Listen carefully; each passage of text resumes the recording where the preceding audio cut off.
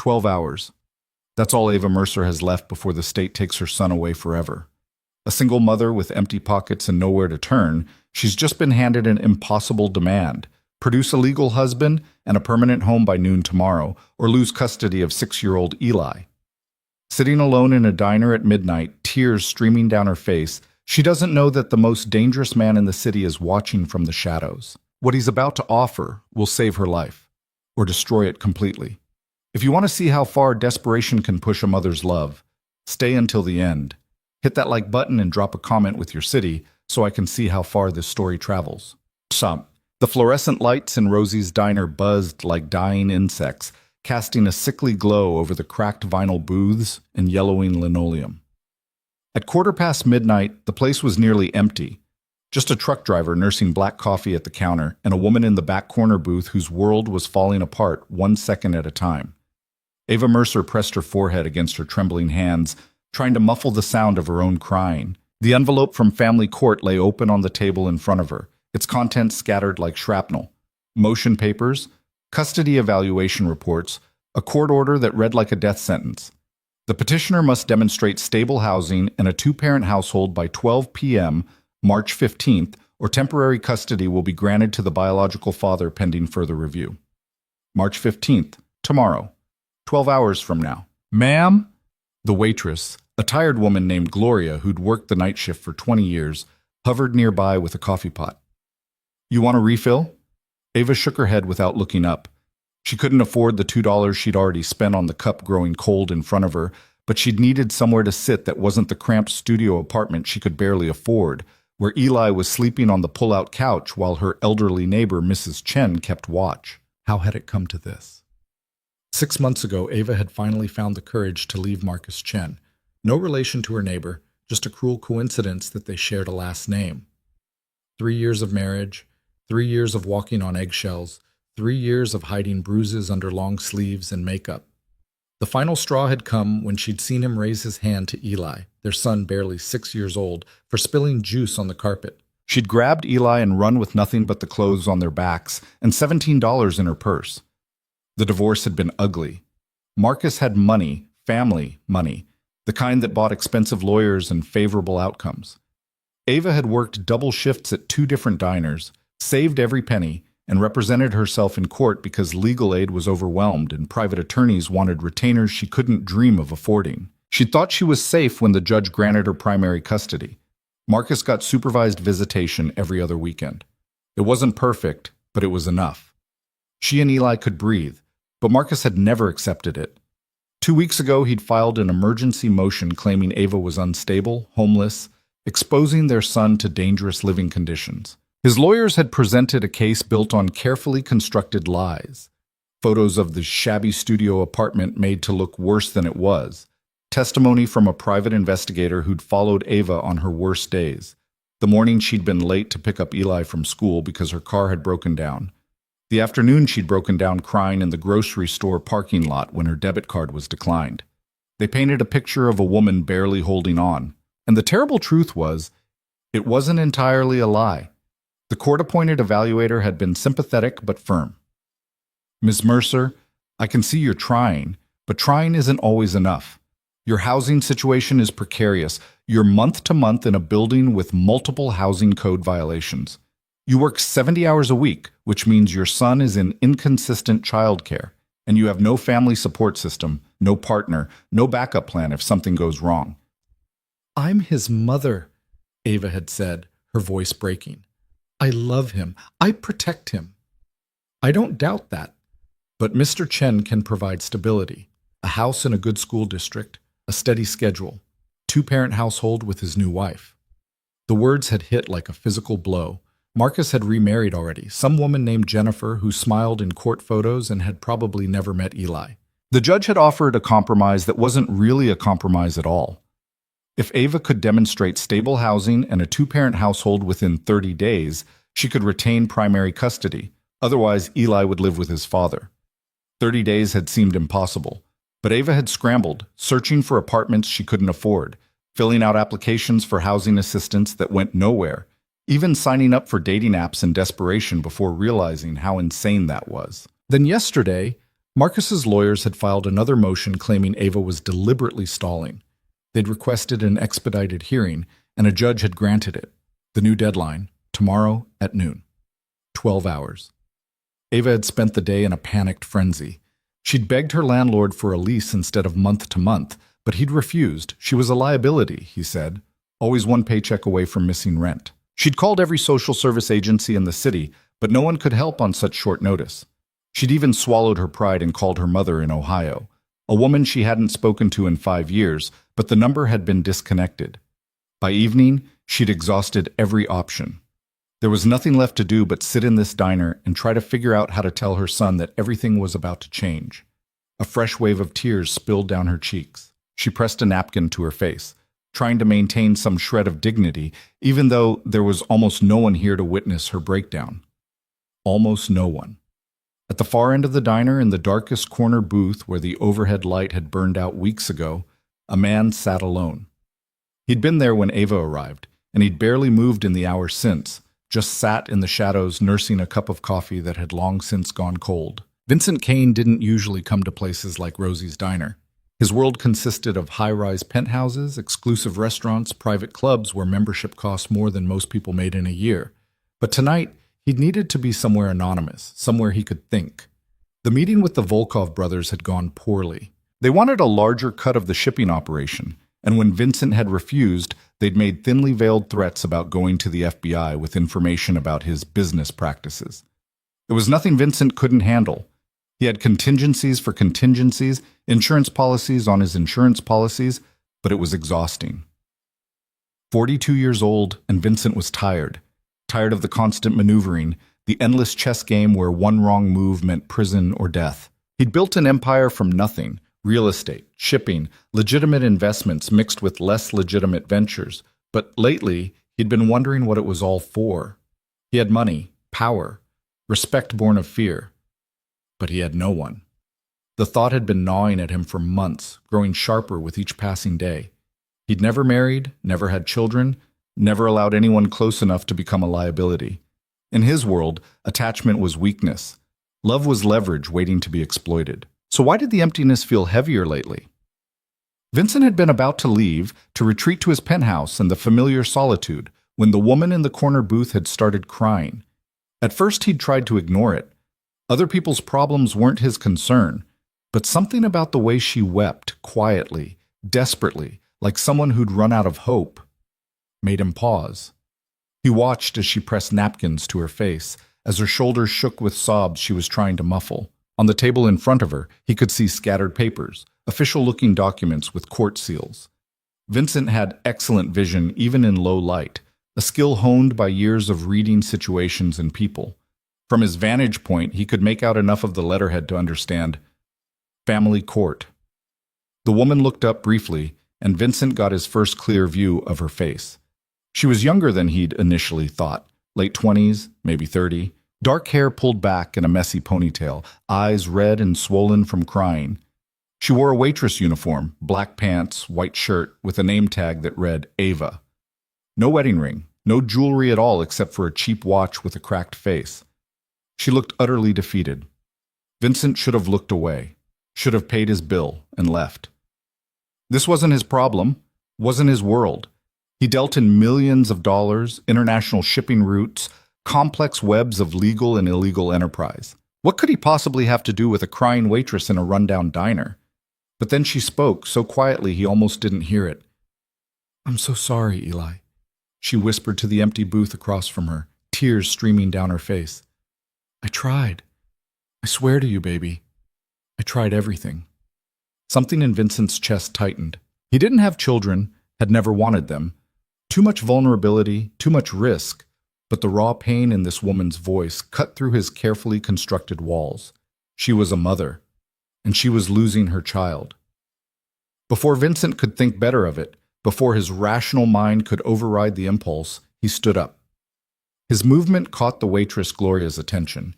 She looked up in surprise as he walked past the counter toward the back booth. Ava didn't notice him approaching. She was staring down at a photograph she'd pulled from her purse.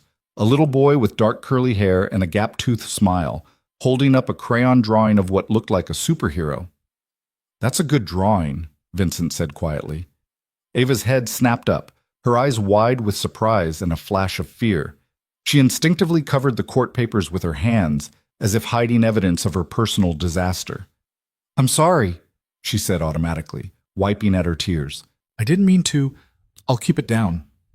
Vincent remained standing at a respectful distance, his hands in the pockets of his expensive wool coat. Even in the dim diner light, he cut an imposing figure, 6'2", broad-shouldered, with dark hair graying at the temples, and eyes that seemed to catalog everything in a single glance. "You're not bothering anyone," he said. "I couldn't help but notice you're upset." Ava let out a laugh that was half sob. "That's an understatement." She waited for him to leave, but he didn't. He just stood there, watching her with an expression she couldn't quite read. Not pity. She would have hated pity. Something else. Something almost like recognition. "I'm not trying to intrude," Vincent said carefully. "But if you need help, I might be able to offer it. Unless you're a fairy godmother with a magic wand, I don't think anyone can help me," Ava said bitterly. Then realizing how rude that sounded, she added, "Sorry. It's been a really bad day." "I gathered." Vincent glanced at the court papers she was trying to hide. "Family court?" Ava's defenses went up immediately. "That's private." "Of course." Vincent nodded once, starting to turn away. He'd overstepped. This was none of his business. But as he took a step back toward his booth, Ava's voice stopped him. "They're taking my son." The words came out in a rush, like a confession she couldn't hold back any longer. Vincent turned back slowly. Ava was staring at the photograph of Eli, tears running freely down her face now. "I have until noon tomorrow to prove I have a stable home and a husband, or my ex-husband gets custody. And I can't. There's no way. I don't have—" She broke off, covering her face with her hands. "I'm sorry. You don't need to hear this. I don't even know you." Vincent stood very still, processing what she'd said. A custody battle with an impossible deadline. A woman with no resources, no support, facing a system designed to favor stability over struggle. The rational part of his mind was already calculating, measuring risk against reward. This wasn't his problem. He should walk away. But the other part of his mind, the part that had been feeling hollow and empty for months, was doing different calculations entirely. "What if you could have both by morning?" Vincent asked quietly. Ava lowered her hands, looking at him like he'd spoken a foreign language. "What?" "A permanent home, a legal husband, everything the court requires." Vincent met her eyes directly. "What if I could provide that?" For a long moment, Ava just stared at him. Then she laughed, a sharp, almost hysterical sound. "Are you insane? Do you even understand what you're saying?" "Perfectly." Vincent's expression didn't change. "I'm offering to marry you." The words hung in the air between them, impossible and absurd. Ava shook her head, pushing herself further back into the booth as if physical distance could make this bizarre conversation make sense. "You're crazy. You don't even know me. You don't know anything about me." "I know you're a mother fighting to keep her child. I know you're desperate enough to be sitting alone in a diner at midnight crying over court papers. And I know that in 12 hours you're going to lose unless something drastic changes." "Why would you—" Ava's voice cracked. "Why would you possibly help me? What could you want from me?" It was a fair question, and Vincent had asked himself the same thing in the seconds between standing up and walking over to her booth. The truth was complicated. He could tell her about the emptiness, about the growing sense that his empire of money and power was ultimately meaningless. He could tell her that helping her might be the first genuinely good thing he'd done in years. He could admit that he was tired of being alone, and maybe this strange arrangement could become something real.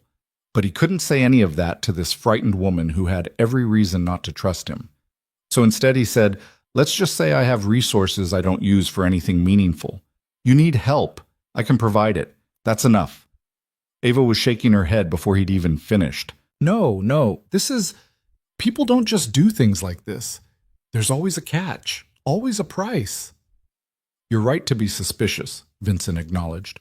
"But consider your alternatives. If you walk out of here tonight, what happens tomorrow at noon?" The question hit like a physical blow. Ava's face crumpled, and fresh tears spilled down her cheeks. "Exactly," Vincent said quietly. So what do you have to lose by listening? Ava wanted to argue, wanted to tell this stranger to leave her alone. But he was right. She had nothing left to lose except Eli, and she was losing him anyway. I can't pay you, she whispered. I don't have any money. I can barely afford rent. I don't want your money. Then what do you want? Vincent considered the question. What did he want? A chance at redemption? A purpose beyond profit margins and power plays? Or maybe just the opportunity to be something other than the cold, calculating criminal the world saw when they looked at him? I want to help you keep your son, he said finally. Everything else, we can figure out later. Ava searched his face, trying to find the lie, the hidden agenda. But his expression was steady, almost gentle despite the hardness she could see beneath it. Who are you? She asked. Vincent Kane. The name meant nothing to Ava. She didn't move in circles where Vincent Kane's reputation preceded him, didn't know that his name made powerful men nervous and law enforcement frustrated. To her, he was just a well-dressed stranger making an insane offer. I'm Ava Mercer, she said softly, and I need you to understand something. My son, Eli, he's everything to me. If this is some kind of game, if you're going to hurt him or use him or... I won't. Vincent's voice was firm. You have my word. Your word doesn't mean anything. I don't know you. Then let me prove it. Vincent finally slid into the booth across from her, moving slowly so she could object if she wanted. Tell me exactly what the court requires. Let's see if this is even possible. Ava hesitated for another long moment. This was crazy, absolutely insane, but what other choice did she have?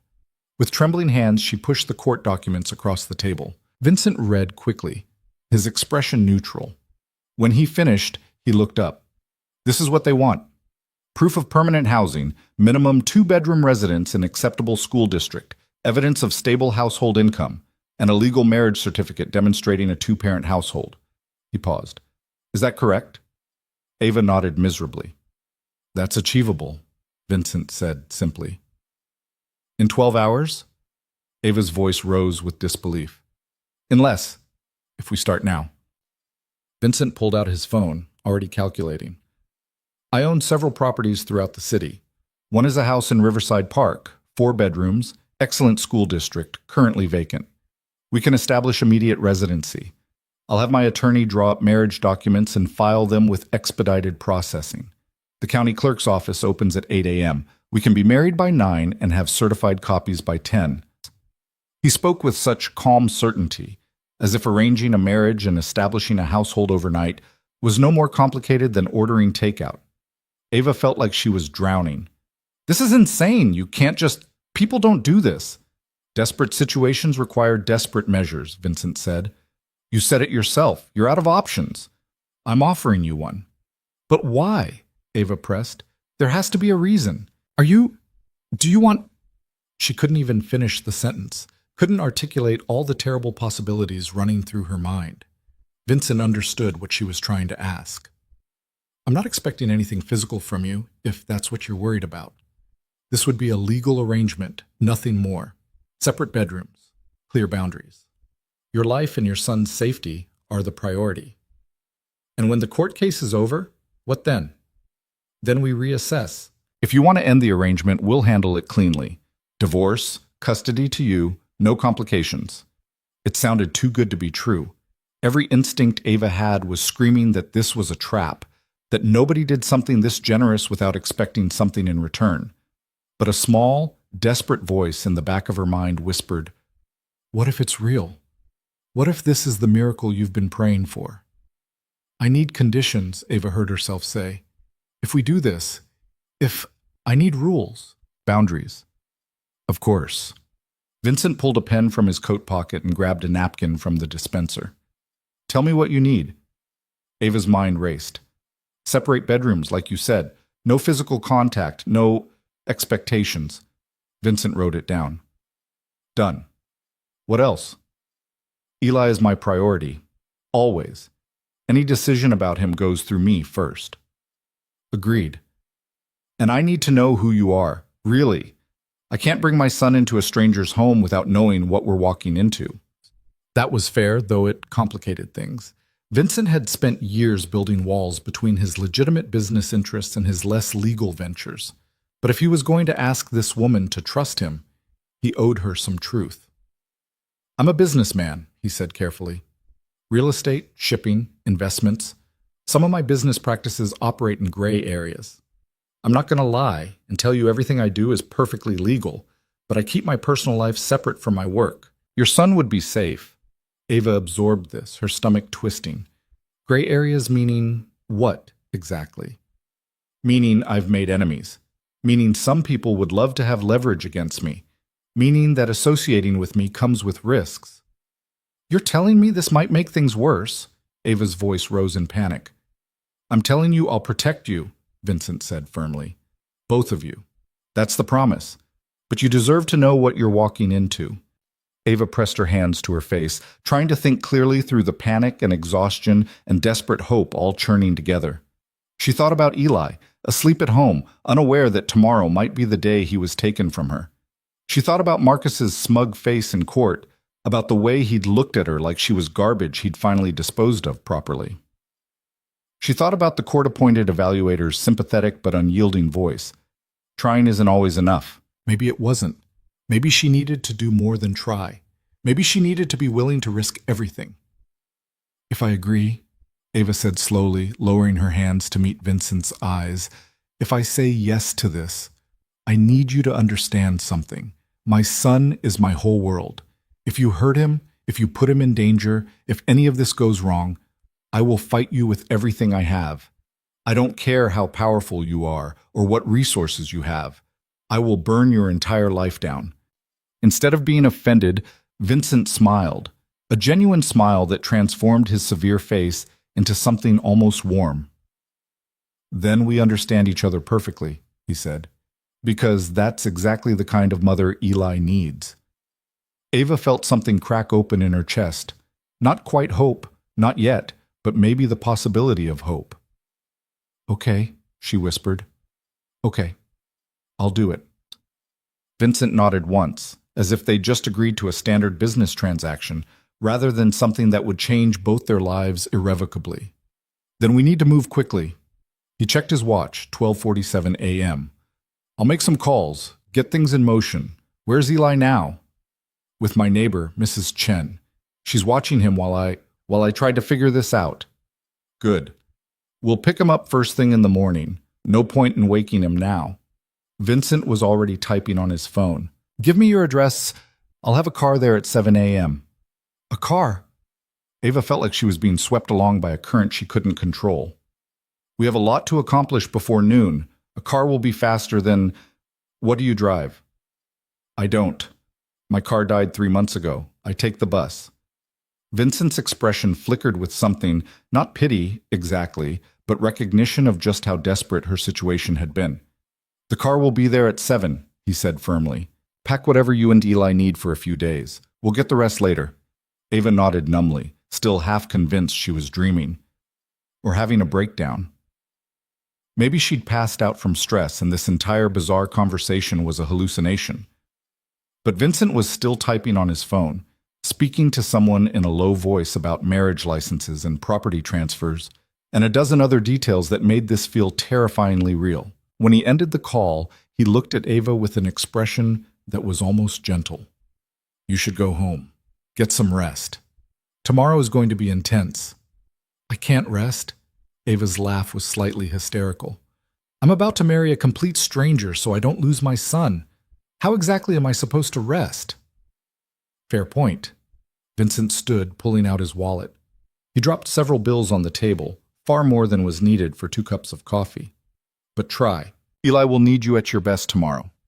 He was right. Ava forced herself to stand, gathering the scattered court papers and shoving them back into the envelope. Her hands were still shaking. "Vincent," she said as he turned to leave. He paused, looking back at her. "Why are you really doing this?" For a long moment, Vincent didn't answer. Then he said quietly, "Because I can. And because maybe it's time I did something that matters."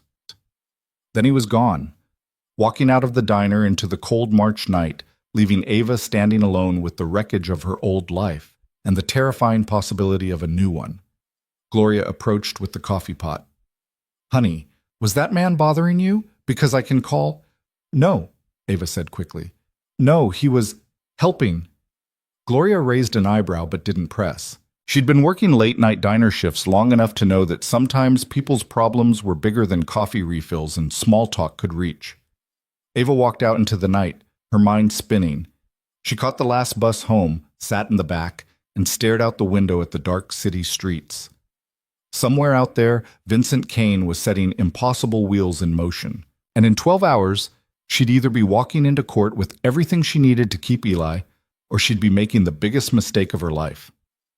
When she got home, Mrs. Chen was dozing in the armchair, and Eli was sleeping peacefully on the pull-out couch, his favorite stuffed dinosaur tucked under his arm.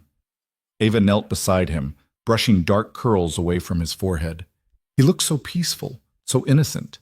He had no idea how close they'd come to losing each other. I'm going to fix this, baby, she whispered. I don't know how, and I don't know if I'm making the right choice, but I'm going to keep you safe. That's a promise. Eli shifted in his sleep, his small hand reaching out to grab hers. Ava held on tight, feeling the weight of every decision she'd made and every decision still to come. At 3 a.m., her phone buzzed with a text from an unknown number. Car will arrive at 7 a.m. sharp. Bring Eli's favorite things, books, toys, whatever makes him comfortable. The house is ready. My attorney will meet us at the clerk's office at 8:30. Everything is in motion. Try to sleep. V. Ava stared at the message for a long time. Then she typed back, Thank you. I still don't understand why you're doing this, but thank you. The response came almost immediately.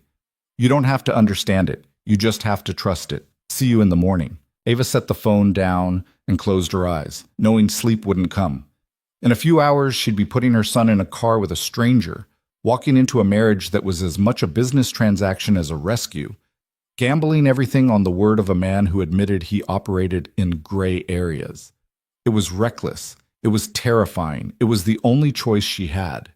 At exactly 7 a.m., a sleek black car pulled up in front of Ava's building. She'd been ready for an hour, 2 duffel bags packed with Eli's clothes and toys, her own meager belongings barely filling half of one bag.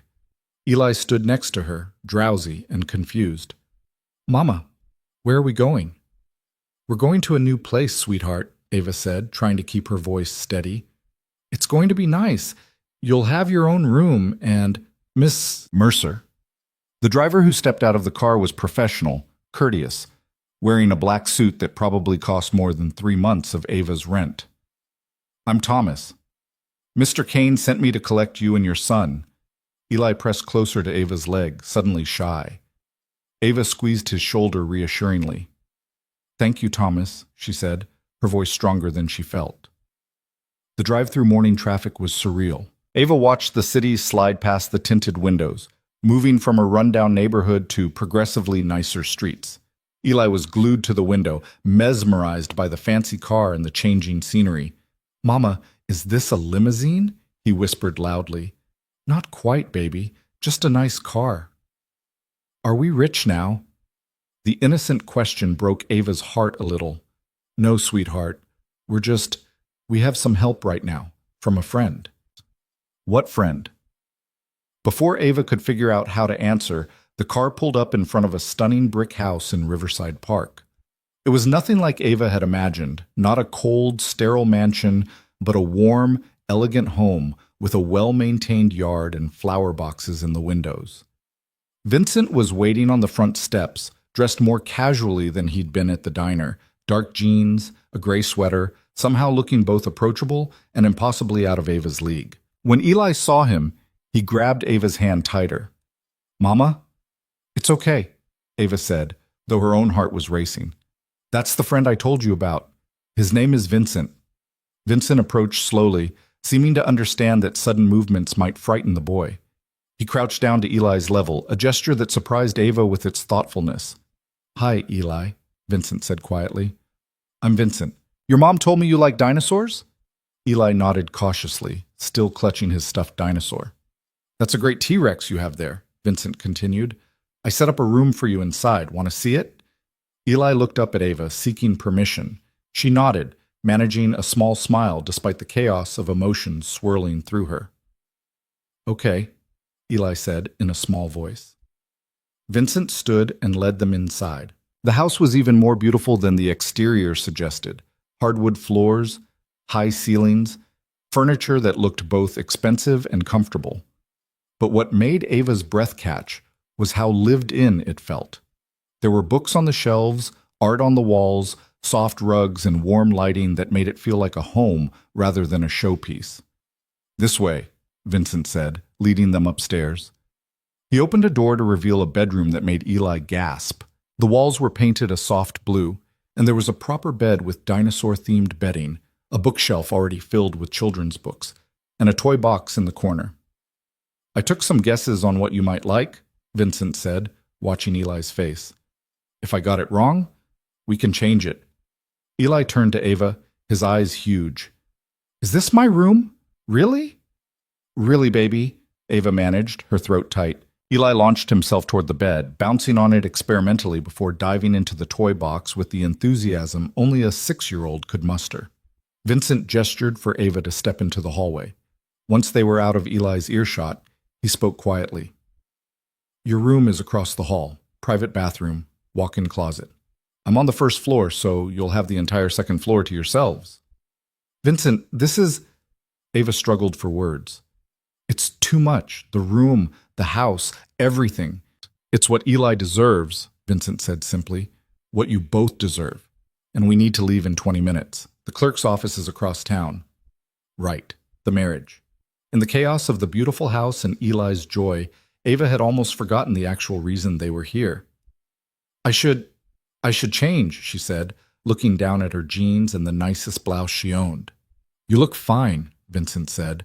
"This isn't about appearances, it's about legality." 20 minutes later, they were in the car again. Eli secured in a car seat that had appeared as if by magic. He was chattering happily about his new room, his earlier shyness forgotten in the excitement of toys and dinosaur blankets. At the county clerk's office, Vincent's attorney was waiting, a sharp-eyed woman named Patricia Morrison who had a briefcase full of pre-prepared documents. "Ms. Mercer," she said, shaking Ava's hand firmly, "we have everything ready. The application is expedited, the fee is paid, and the marriage can be performed immediately. Do you have any questions?" Ava had 1,000 questions, but none that could be answered here. "No," she said. "Let's do it." The ceremony was clinical, perfunctory. They stood in a sterile office with fluorescent lighting while a clerk read from a script. Ava held Vincent's hand. His grip was warm and steady, and repeated words that felt both sacred and surreal. "I, Ava Mercer, take you. Vincent Kane." When the clerk pronounced them married, Vincent leaned in and kissed her cheek, gentle, respectful, nothing more than the ceremony required. Ava's heart hammered in her chest. They were married. She was married to this stranger whose calm competence was either her salvation or her doom. "Congratulations," Patricia said, handing them certified copies of the marriage certificate. "These are legally binding. The property deed for the Riverside house has been updated to include both your names, Mrs. Kane. You're now officially co-owners." Mrs. Kane. The name felt foreign in Ava's ears. "What time is the hearing?" Vincent asked.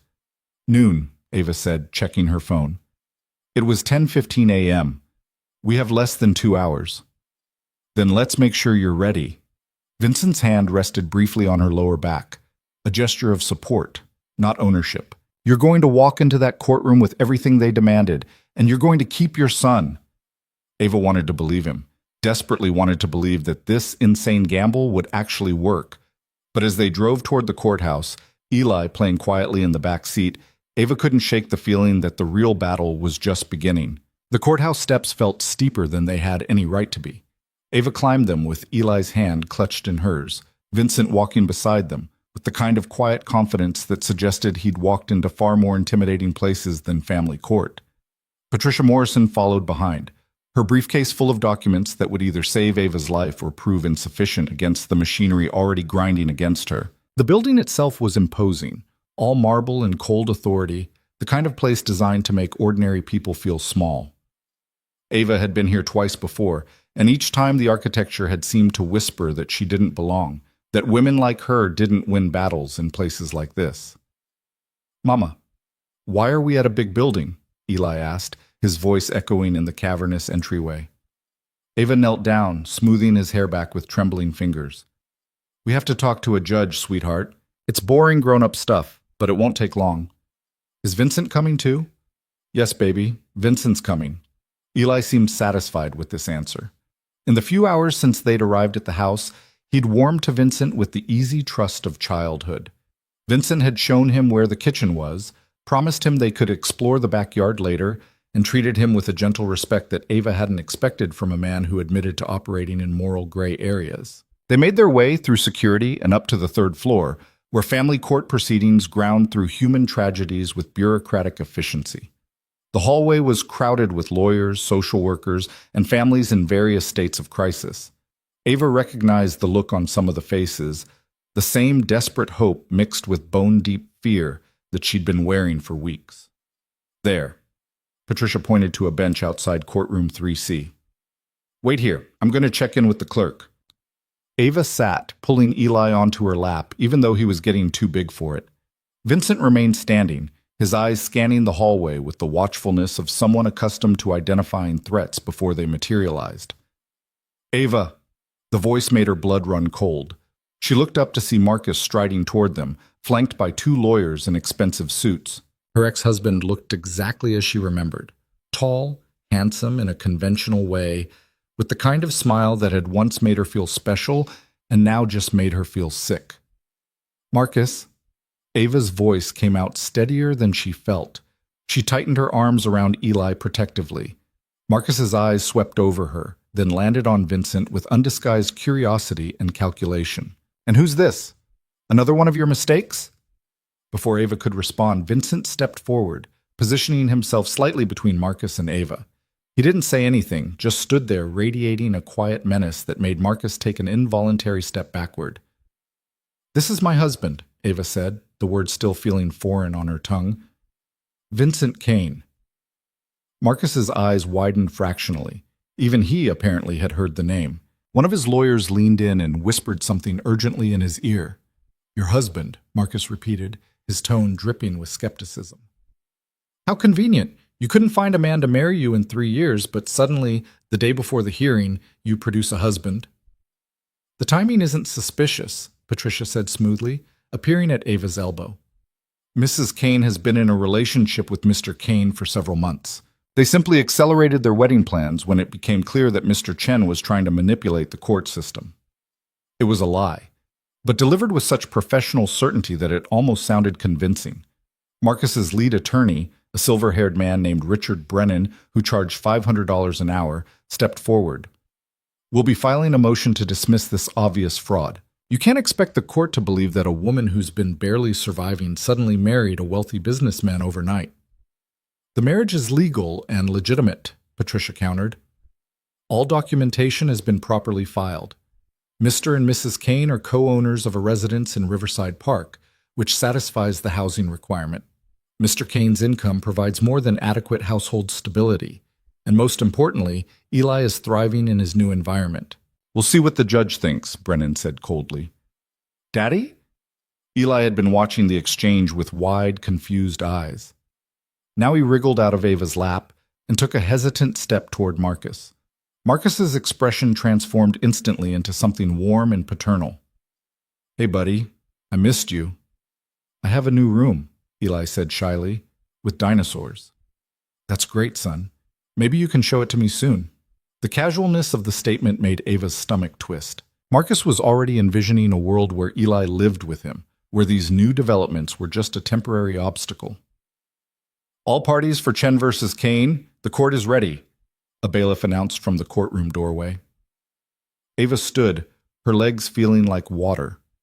Vincent's hand found the small of her back again, steady and grounding. You've got this, he said quietly. Remember, you're not the same woman who walked in here last time. You have everything they asked for. Ava nodded, trying to draw strength from his certainty. She took Eli's hand and walked into the courtroom, feeling like she was walking toward either salvation or destruction. The Honorable Judge Sarah Brenner presided over the proceedings with the weary efficiency of someone who'd seen every variation of family tragedy. She was in her late 50s, with steel gray hair and eyes that suggested she didn't suffer fools or lies.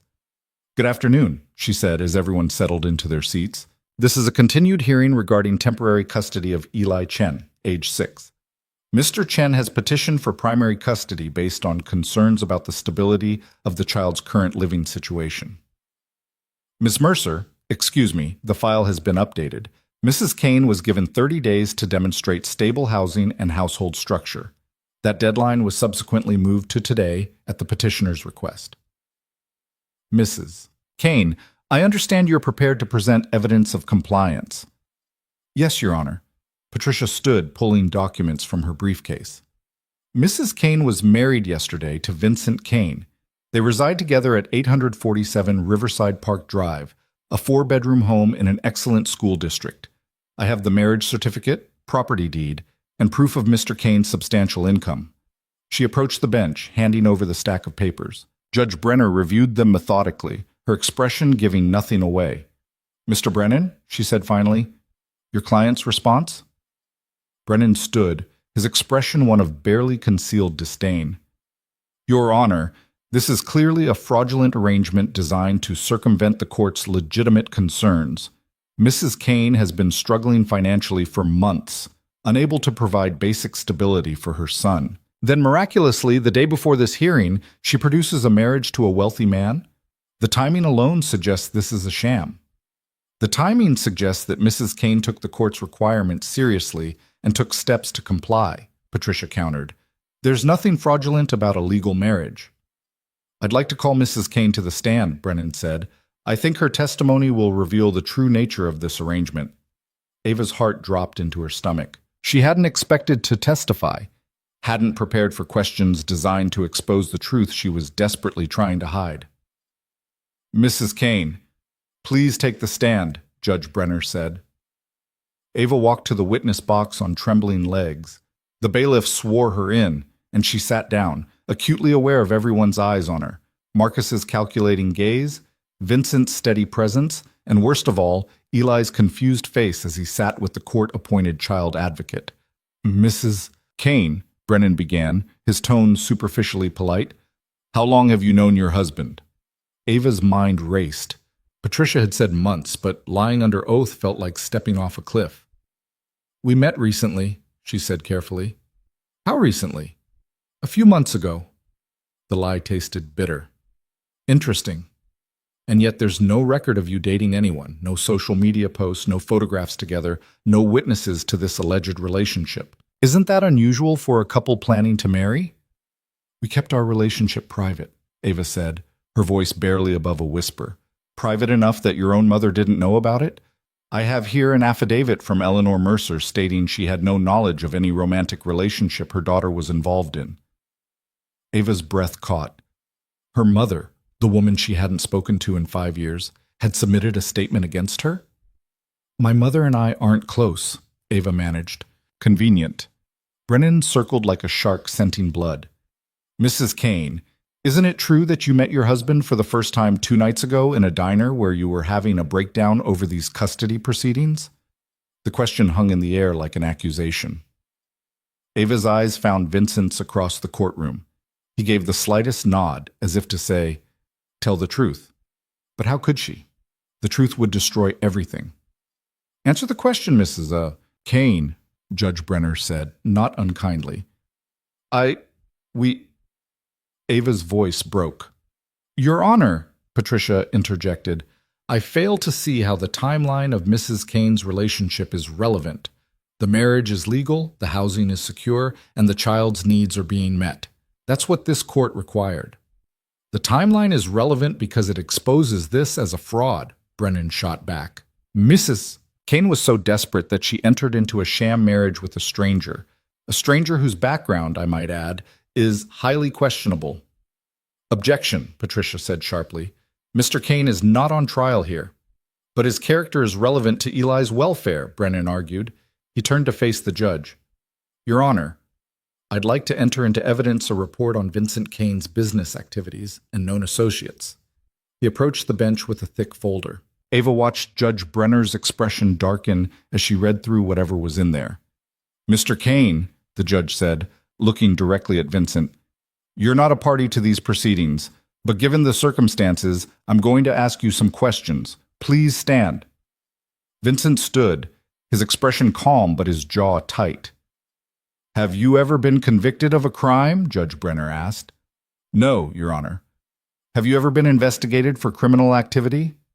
A pause. I've been the subject of investigations that yielded no charges, yes. What is the nature of your business? I own several legitimate companies, real estate holdings, shipping operations, and investments, all properly licensed and taxed. The report in front of me suggests your business associates include known organized crime figures. I can't control who other people in my industry choose to associate with, Vincent said evenly. But I've never been charged with any crime related to organized crime or any other criminal enterprise. It was technically true, Ava realized. Vincent had been careful to say he'd never been convicted or charged, not that he'd never done anything illegal. Judge Brenner set the report down with a sigh. Mrs. Kane, please return to the stand. Ava's hands were shaking so badly she had to clasp them together in her lap. I'm going to ask you directly, Judge Brenner said, her tone more gentle now. Is this marriage legitimate? Are you and Mr. Kane in a genuine romantic relationship, or is this an arrangement designed to satisfy the court's requirements? This was it, the moment where Ava had to decide whether to lie under oath or admit the truth and lose Eli forever. She looked at her son, who was watching her with complete trust, believing his mother would fix everything like she always did. Then she looked at Vincent, whose entire posture radiated, I've got you. Whatever you say, I've got you. And Ava made her choice. The marriage was sudden, she said slowly, and yes, the timing was driven by these proceedings, but it's not fake. Vincent offered to help me when I had nowhere else to turn.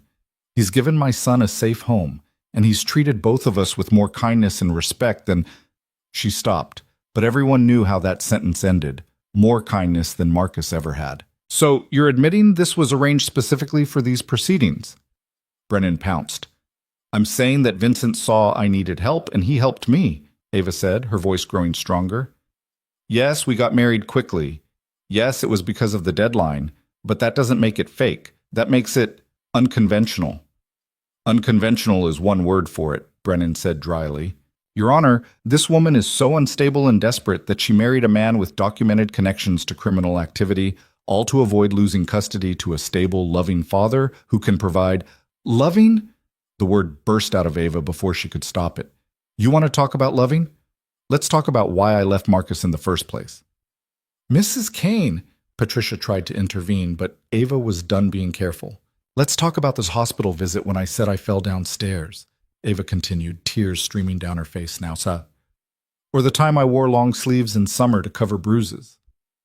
Let's talk about what kind of father threatens to hit a 6-year-old for spilling juice. The courtroom went absolutely silent. Marcus surged to his feet. That's a lie. Your Honor, she's making up stories to— Sit down, Mr. Chen, Judge Brenner said sharply. She turned to Ava, her expression unreadable. Mrs. Kane, are you alleging domestic violence? Yes. Ava's voice was barely a whisper, but it carried through the silent courtroom. I'm alleging exactly that. Why isn't this in the court record? Why didn't you report it during the divorce proceedings? Because I was scared, Ava said simply. Because he has money and lawyers and I had nothing. Because I thought if I just left quietly, I could protect Eli and start over. I thought the system would see that my son was safe and loved with me, and that would be enough. But it wasn't enough, was it? Because I'm poor, and I work 2 jobs, and I live in a studio apartment with code violations. None of that matters as much as Marcus's nice house and his new wife and his family money. She was crying openly now, but she didn't care anymore about maintaining composure or following Patricia's careful strategy. So yes, I married Vincent fast. Yes, it was because of this hearing. But I married someone who treats my son gently, who asks before he acts, who made sure Eli had dinosaur sheets in his favorite books. I married someone who offered help without asking for anything in return. And maybe that's not traditional, and maybe it's not what you wanted to see, but it's real. It's more real than Marcus ever pretending to be a good father for a judge. Judge Brenner sat back in her chair, studying Ava with an intensity that made her want to look away. Then the judge's gaze shifted to Marcus, whose face had gone red with barely suppressed rage. "Mr. Brennan, does your client wish to respond to these allegations?" Judge Brenner asked. Brennan conferred quietly with Marcus before standing. "My client categorically denies all allegations of abuse. Mrs. Kane has never filed a police report, never sought a protective order, never presented any evidence whatsoever of these alleged incidents. This appears to be a desperate attempt to—" "I have evidence," Vincent said quietly from his seat. Every head in the courtroom swiveled toward him. "Mr. Kane," Judge Brenner raised an eyebrow. "You have evidence of domestic violence against Mrs. Kane?" Vincent stood, pulling his phone from his pocket. "When Ava told me about her past, I had my security team pull hospital records, police call logs, and witness statements from her previous address. I took the liberty of having them compiled into a report. I apologize for not submitting it through proper channels, but I only received it this morning." Patricia looked like she couldn't decide whether to be furious or impressed. Judge Brenner gestured for Vincent to approach the bench. "I'll need to review this before it can be admitted as evidence," she said, taking the phone and scrolling through the documents Vincent had pulled up. Her expression grew darker with each page. After several long minutes, she looked up.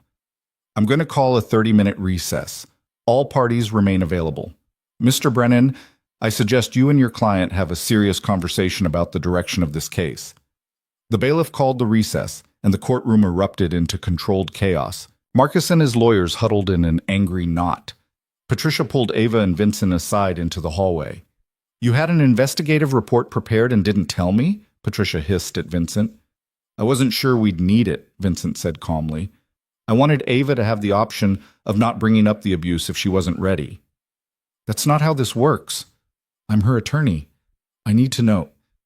"It's okay," Ava interrupted. She was still shaking, but something had shifted inside her. The truth was out now, in all its ugly reality. No more hiding, no more pretending. "Thank you, Vincent, for giving me the choice." Patricia took a deep breath, visibly collecting herself. "Fine. Okay. The judge is reviewing evidence of abuse, which changes everything. But we need to prepare for them to pivot their strategy. They might—" She stopped mid-sentence, her eyes widening as she looked past Ava toward the elevator bank. Ava turned to see a group of men in dark suits stepping off the elevator. They moved with the kind of coordinated purpose that suggested they weren't here for a friendly visit. At their center was a man who looked like he could break someone in half without breaking a sweat. Vincent tensed beside her, his entire demeanor changing in an instant. "Vincent Kane," the man in the center said, his accent thick, Russian or Eastern European. "We need to talk." "Not here, Dmitri," Vincent said quietly. "This isn't the time." "We disagree." Dmitri's smile didn't reach his eyes. "You've been avoiding our calls, so we come to you, and we find you in family court, playing house with a waitress and her son. This is unexpected." Ava's blood ran cold. These were the people Vincent had warned her about, the dangerous associates, the enemies who would see any attachment as weakness. "I said not here," Vincent repeated, his voice hardening. "Or what?" Dmitri spread his hands in mock innocence. "You'll call security? In a courthouse?" "I think not." "No, Vincent, I think you'll listen. Because we have a business problem, and you've been too distracted to address it." "Mr. Kane," Patricia said nervously, "who are these people?" "Business associates," Vincent said tightly. "Give me 5 minutes to handle this." "You don't have 5 minutes," the bailiff called from the courtroom door. "Judge Brenner is ready to reconvene." Dmitri's eyes gleamed with malicious amusement. "Then you have a choice to make, Vincent. Business or your new little family. Which matters more?" For a terrible moment, Ava thought Vincent might actually walk away, might choose whatever dangerous business he conducted over staying to see this custody battle through. And who could blame him? He'd already done more than anyone could expect from a stranger. But Vincent didn't move toward Dmitri. Instead, he turned to one of the courthouse security guards. "These men are attempting to intimidate a witness in an ongoing proceeding," he said clearly. "I'm requesting they be removed from this floor." Dmitri's expression darkened. "You're making a mistake." "No," Vincent said, meeting his eyes directly. "I'm making a choice. And you're leaving." The security guards, perhaps sensing the potential for violence, called for backup. Within moments, Dmitri and his associates were being escorted toward the elevators, though not before Dmitri called back, "This isn't finished, Kane." "It never is," Vincent muttered. Ava grabbed his arm as they headed back toward the courtroom. "Vincent, what was that? What did you just—" "I told you I had enemies," Vincent said, his jaw tight. "They just found new leverage, but we'll deal with it later. Right now, we finish this." They re-entered the courtroom to find Marcus and his lawyers looking grim. Whatever conversation they'd had during the recess had clearly not gone well for them. Judge Brenner waited until everyone was seated before speaking. "I've reviewed Mr. Kane's documentation regarding the history of domestic violence in Mrs. Kane's previous marriage. The evidence is compelling. Hospital visits consistent with physical assault, police calls to the residence that match Mrs. Kane's timeline, and statements from neighbors who witnessed verbal and emotional abuse." She turned to Marcus, her expression cold. "Mr. Chen, I find it deeply troubling that you filed for primary custody while concealing a pattern of domestic violence. Your attorneys may not have known, but you certainly did." "Your Honor, those allegations are—" Brennan began. "The evidence speaks for itself, Counselor." Judge Brenner cut him off. "Now that brings us to the current situation. Mrs. Kane has technically satisfied the requirements this court set forth. She has stable housing, a two-parent household, and demonstrated means of support. However, the circumstances under which this was achieved are highly irregular." Ava's heart sank. Here it came, the ruling that would say her efforts weren't enough, that the arrangement was too suspicious, that Eli deserved better than a mother who'd married a stranger out of desperation. "That said," Judge Brenner continued, "I'm not in the business of punishing people for finding unconventional solutions to impossible situations. Mrs. Kane was backed into a corner by an abusive ex-husband using the legal system as another tool of control. She found a way out. Whether that makes her desperate or resourceful is a matter of perspective." The judge looked at Eli, who was sitting quietly with the child advocate, swinging his legs and looking at a picture book. "What I care about is that child's welfare. And based on everything I've seen today, including the new evidence regarding Mr. Chen's history of violence, I'm not convinced that Eli would be better off in his father's custody." Marcus half rose from his seat. "Your Honor." "Sit down, Mr. Chen. I'm not finished." Judge Brenner's tone brooked no argument. "Here's my ruling. Primary custody remains with Mrs. Kane, Mr. Chen's visitation will continue to be supervised until he completes a court-ordered domestic violence intervention program and anger management counseling. The marriage between Mr. and Mrs. Kane will remain under court review for the next 6 months. If at any point it appears this was indeed a fraudulent arrangement, custody arrangements may be revisited." She paused, looking directly at Ava. "Mrs. Kane, I'm trusting that you're acting in your son's best interests. Don't make me regret that trust." "I won't, Your Honor," Ava whispered, tears streaming down her face. "Thank you." "As for you, Mr. Kane," Judge Brenner's gaze shifted to Vincent. "I don't know what your motivations are, and frankly, that's between you and your wife. But if you've inserted yourself into this child's life, you'd better be prepared to follow through. Children don't understand complicated arrangements. They understand who shows up for them." "Understood, Your Honor," Vincent said quietly. "Then we're adjourned." The gavel came down, and Ava's legs nearly gave out. She'd won. Against all impossible odds, she'd actually won. Eli came running over, wrapping his arms around her waist. "Mama, can we go home now, to the dinosaur room?" "Yes, baby," Ava sobbed, pulling him close. "We can go home." Marcus tried to approach, but his lawyers held him back, steering him toward the exit. The look he shot Ava was pure venom. This wasn't over, his expression said. He'd find another way. But for now, for this moment, Ava had her son. And that was everything. Outside the courthouse, Patricia shook Vincent's hand. That was risky, producing evidence at the last minute, but it worked. "Sometimes risk is necessary," Vincent said. "I'll file the official paperwork and keep you updated on the 6-month review process. In the meantime, Mrs. Kane," she turned to Ava, "I'd recommend you and your husband start building a paper trail. Joint bank accounts, shared expenses, evidence of an actual marriage. The court will be watching." After Patricia left, the three of them stood on the courthouse steps. The afternoon sun was breaking through the clouds, warm on Ava's face. "Thank you," she said to Vincent, the words feeling inadequate. I don't know how to. I can never repay. You don't have to, Vincent said simply. He crouched down to Eli's level. Hey, buddy, you hungry? I know a place that makes really good grilled cheese sandwiches. Can we go there? Eli asked, his earlier confusion about courts and judges already fading with the resilience of childhood. Absolutely. As they walked toward the car, Ava felt the weight of the past months lifting fractionally. She wasn't naive enough to think all her problems were solved. Marcus would keep fighting, the court would keep watching, and those dangerous men who'd confronted Vincent weren't going to simply disappear. But for the first time in longer than she could remember, she felt like she wasn't facing everything alone. Vincent held the car door open for her, his hand steady on her elbow as she climbed in. Their eyes met for just a moment, an acknowledgement of everything that had just transpired, everything that still lay ahead. We'll figure it out, he said quietly, as if reading her thoughts. And despite everything, despite the lies and the danger and the impossible complexity of what they'd created, Ava found herself believing him. The car pulled away from the courthouse, carrying them toward the home that had appeared like magic overnight, toward a future that was uncertain but no longer hopeless.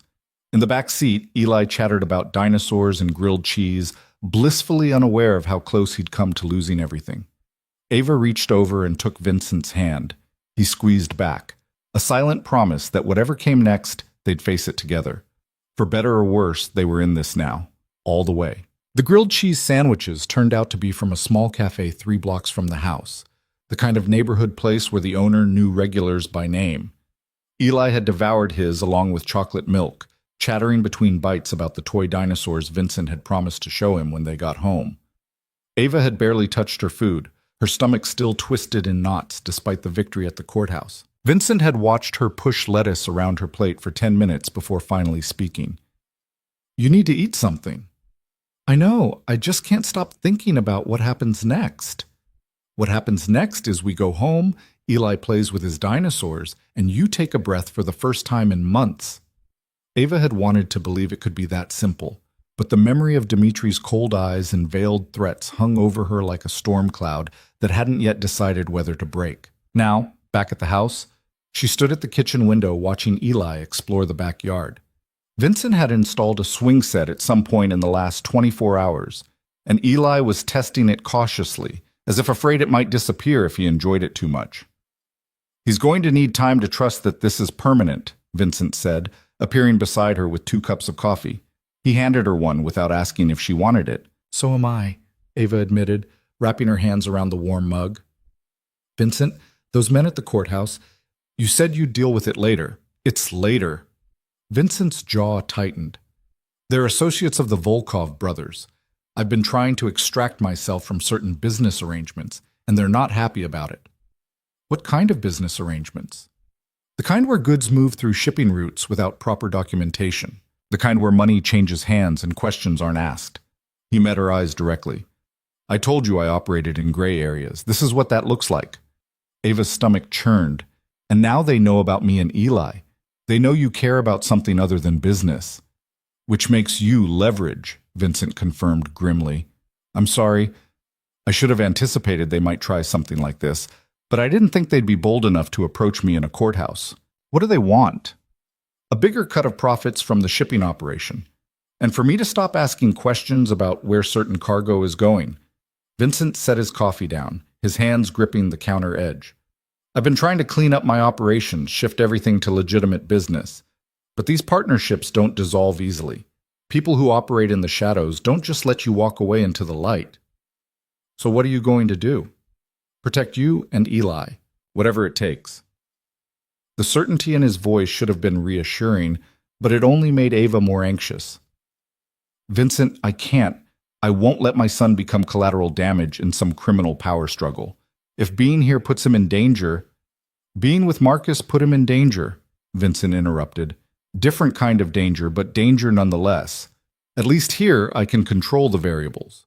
I have security, resources, ways of handling threats that you wouldn't have on your own.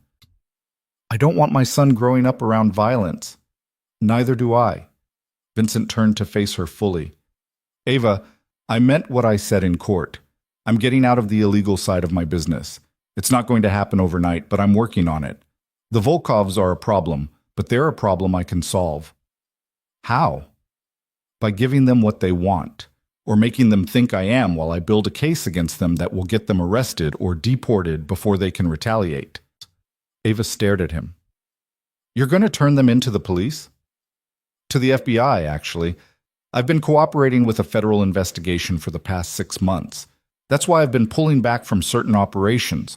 I'm building a case that will take down the entire Eastern European trafficking network operating through the port. He paused. That's not public knowledge. You're the only person outside of law enforcement who knows. The revelation hit Ava like a wave. You're working with the FBI? But in court, when the judge asked about investigations, I said I'd been investigated and not charged, which is true. What I didn't say is that I'm now cooperating with those investigators. Vincent's expression was carefully neutral. It's complicated. I'm not some hero turning state's evidence out of the goodness of my heart. I cut a deal. I give them the Volkovs and their operation, and in exchange I get immunity for my past involvement and a clean slate going forward. So you're actually trying to go legitimate. I told you that helping you was the first genuinely good thing I'd done in years. I wasn't exaggerating. Vincent's voice softened. I've spent 20 years building an empire that's half legal and half criminal. I'm rich. I'm powerful. And I'm completely empty. When I saw you in that diner, I saw a chance to be something other than what I've become. A chance to actually matter to someone. Ava felt tears prickling at her eyes. You barely know me. I know you love your son more than your own life. I know you were willing to marry a dangerous stranger to keep him safe. I know you're stronger than you think you are. He reached out slowly, giving her time to pull away, and brushed a tear from her cheek. And I know that for the first time in my life, I want to be the kind of man who deserves to be trusted with that strength. Before Ava could respond, the doorbell rang. Vincent's entire demeanor shifted instantly, his hand moving to his pocket where Ava suddenly realized he probably carried a weapon. Stay with Eli, he said quietly. Don't come to the door. He walked toward the front of the house with the controlled tension of someone expecting trouble. Ava moved to the back door, positioning herself where she could see Eli, but also hear what was happening at the front entrance. She heard Vincent open the door, heard a familiar voice that made her blood run cold. Mr. Kane, I hope I'm not interrupting. Marcus. Ava's hands clenched into fists. What was he doing here? How did he even know the address? You are interrupting, Vincent said coldly. Leave. I just want to talk to my son. 5 minutes. Surely that's not too much to ask. The court order specifies supervised visitation. This isn't supervised, and you weren't invited. Leave before I call the police. I'm his father. Marcus's voice rose with barely contained rage. You can't keep me from my own child. This whole thing is a fraud, and we both know it. You think I'm going to let some criminal take my place?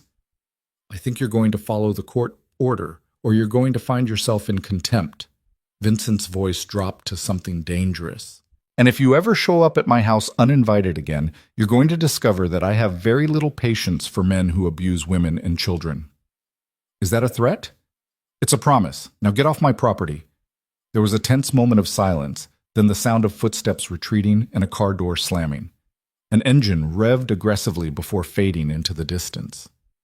Vincent came back into the kitchen, his expression thunderous. He's escalating. That's not good. How did he find the address? Ava asked, her voice shaking. Public records. The property deed is in both our names now. He could have looked it up. Vincent pulled out his phone, typing rapidly.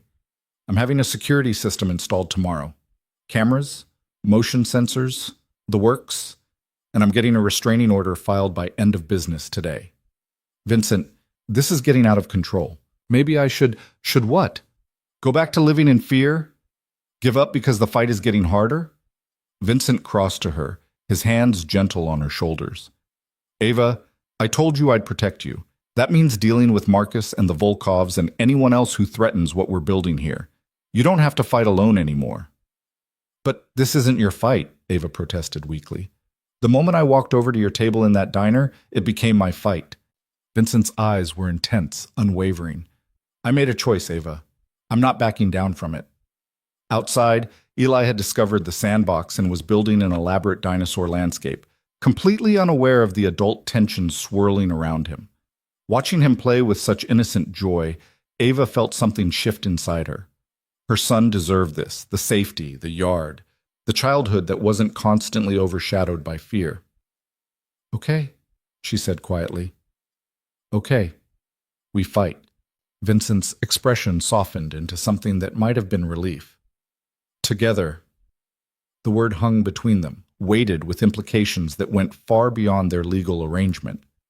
Ava found herself wondering, not for the first time, what this strange marriage might become if they actually gave it a chance to be real. The thought terrified her almost as much as it intrigued her. That night, after Eli had been bathed and read to and tucked into his dinosaur-themed bed, Ava found herself unable to sleep. She wandered downstairs to find Vincent in his study, working at a massive desk covered in papers and multiple computer monitors. "Sorry," she said from the doorway. "I didn't mean to interrupt." "You're not." Vincent gestured to a leather chair across from his desk. "Can't sleep?" "Too much adrenaline still." Ava sat, tucking her feet under her. "What are you working on?" "Finalizing the dissolution of several business partnerships. The more I can extract myself from questionable operations before the FBI moves on the Volkovs, the cleaner the break will be." "Is it dangerous?" "What you're doing?" Vincent considered the question. "Everything in my world is dangerous. But yes, this particularly so. The Volkovs aren't going to take kindly to me cutting ties, especially once they realize I'm the one who gave the FBI enough evidence to dismantle their operation." "When will that happen?" "Soon. Weeks, not months."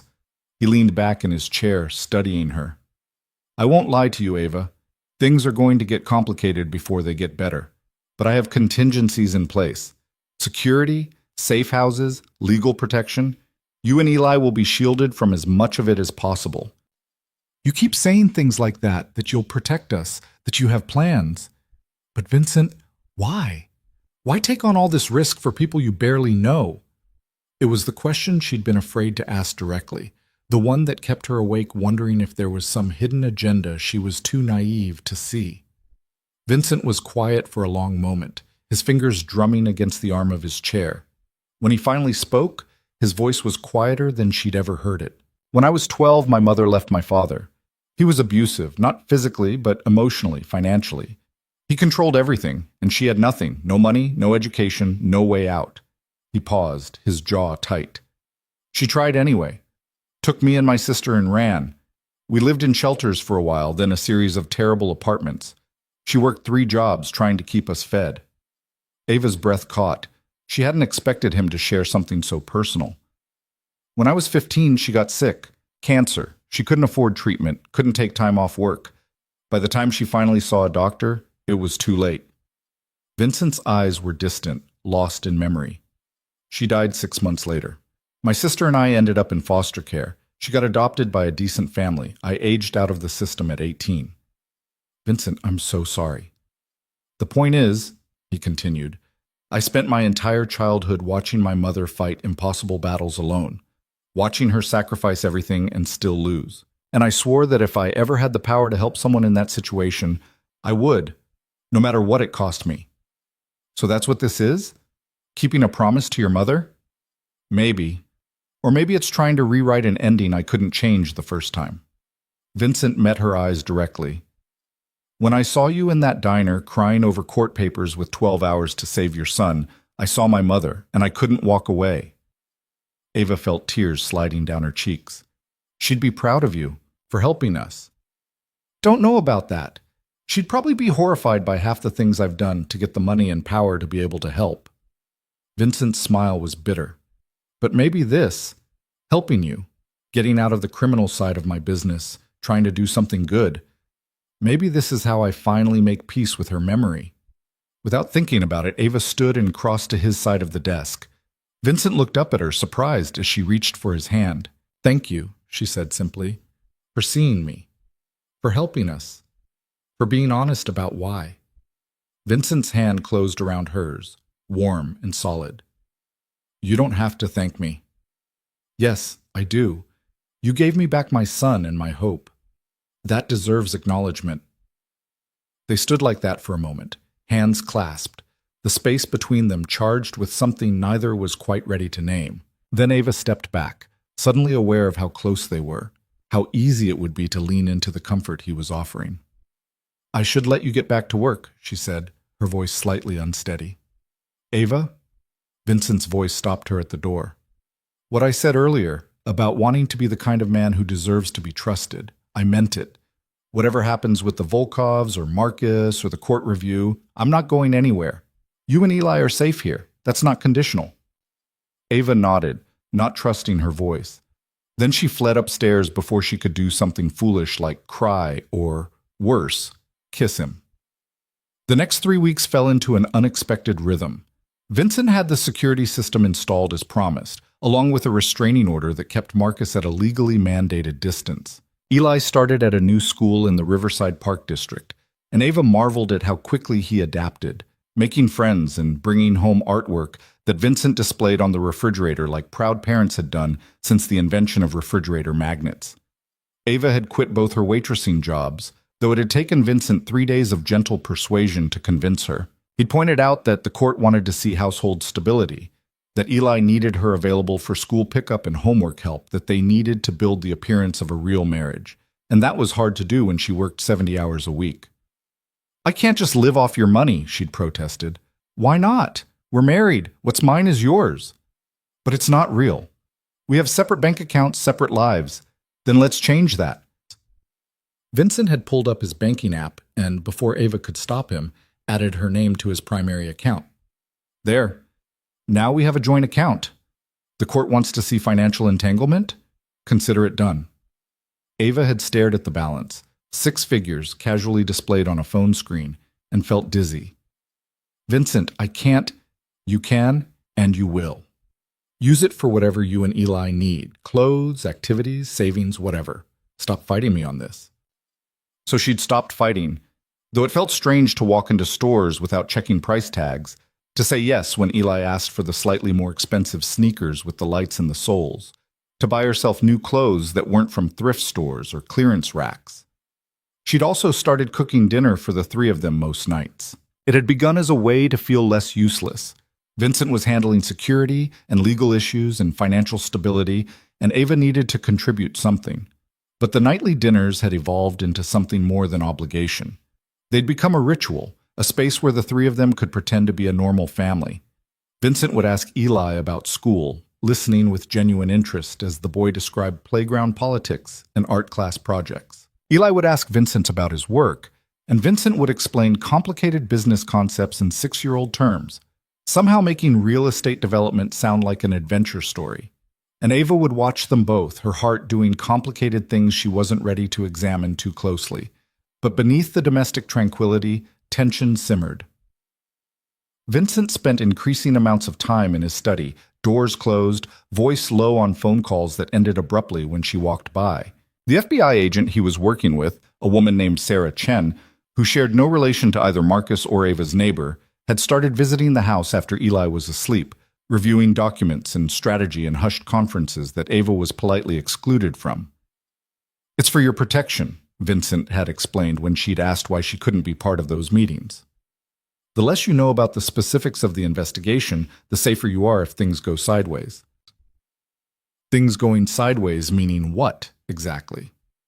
Meaning the Volkovs figuring out I'm cooperating with federal investigators. Meaning retaliation. Meaning, I need you to trust me to handle this part. Ava had wanted to argue, but the exhaustion in Vincent's eyes had stopped her. He was carrying enough weight for both of them. The least she could do was let him carry it without adding her anxiety to the load. Then, 3 weeks and 2 days after the court hearing, everything changed. Ava was making breakfast when her phone rang. The number was blocked, which usually meant spam, but something made her answer. "Ava Mercer?" The voice was female, professional, unfamiliar. "It's Ava Kane now," she corrected automatically, still getting used to the name. "Of course. Mrs. Kane, this is Jennifer Chen, Marcus's wife." Ava's blood turned to ice. "What do you want?" "To talk. Just the 2 of us, woman to woman. I think we may be on the same side, even if it doesn't seem that way." I seriously doubt that. Please, just coffee. 1 hour. I have information you need to hear about Marcus and his plans regarding Eli. Every instinct screamed at Ava to hang up, to tell Vincent, to refuse any contact with anyone associated with Marcus. But the mention of plans regarding Eli made her hesitate. What kind of plans? Ava asked carefully. The kind I can't discuss over the phone. Meet me at Common Grounds Cafe on 5th Avenue at noon. Come alone. If I see you've brought your husband or a lawyer, I'm gone. The line went dead before Ava could respond. She stood in the kitchen, phone still pressed to her ear, mind racing. This was a trap. Obviously a trap. Marcus was trying to get to her, using his wife as an intermediary. But what if it wasn't? What if Jennifer actually had information that could protect Eli? Ava looked at the clock. 10:30. Vincent was in his study on a conference call with his attorneys. Eli was at school, safe behind security protocols that required ID and password verification for pickup. She could go to the cafe, just listen to what Jennifer had to say, and be back before anyone noticed she was gone. It would be fine. Except it wouldn't be fine, and Ava knew it. Nothing involving Marcus was ever fine. But the fear that he was planning something, that Eli might be in danger, overrode her better judgment. At 11:45, Ava left a note on the kitchen counter saying she'd gone for a walk and would be back soon. She took the car keys Vincent had given her to the sensible sedan he'd insisted on buying so she could drive Eli to school and activities. Then she drove to 5th Avenue, her hands shaking on the steering wheel.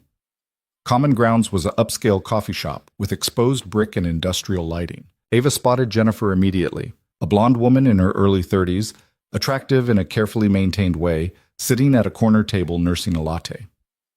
Mrs. Kane, Jennifer stood as Ava approached. Thank you for coming. I haven't agreed to anything except listening, Ava said, not sitting down yet. Talk fast. Jennifer gestured to the chair across from her. Please, this will go easier if we're not standing. Reluctantly, Ava sat. Up close, she could see that Jennifer looked tired, stressed beneath her perfect makeup. I'm going to be direct, Jennifer said. Marcus is planning to file for another custody modification.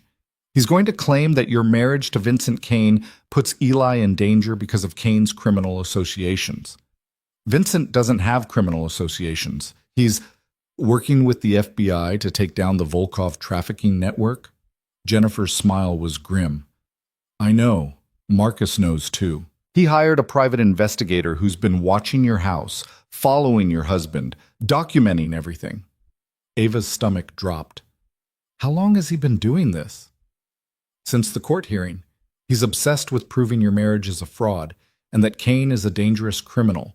He has photos, surveillance footage, documented meetings between your husband and known crime figures. Jennifer leaned forward. Mrs. Kane, Ava, I'm not here to help Marcus. I'm here to warn you because I don't think Eli should be caught in the crossfire of whatever vendetta Marcus is pursuing. Why are you telling me this? You're married to him. I made a mistake. Jennifer's voice cracked slightly.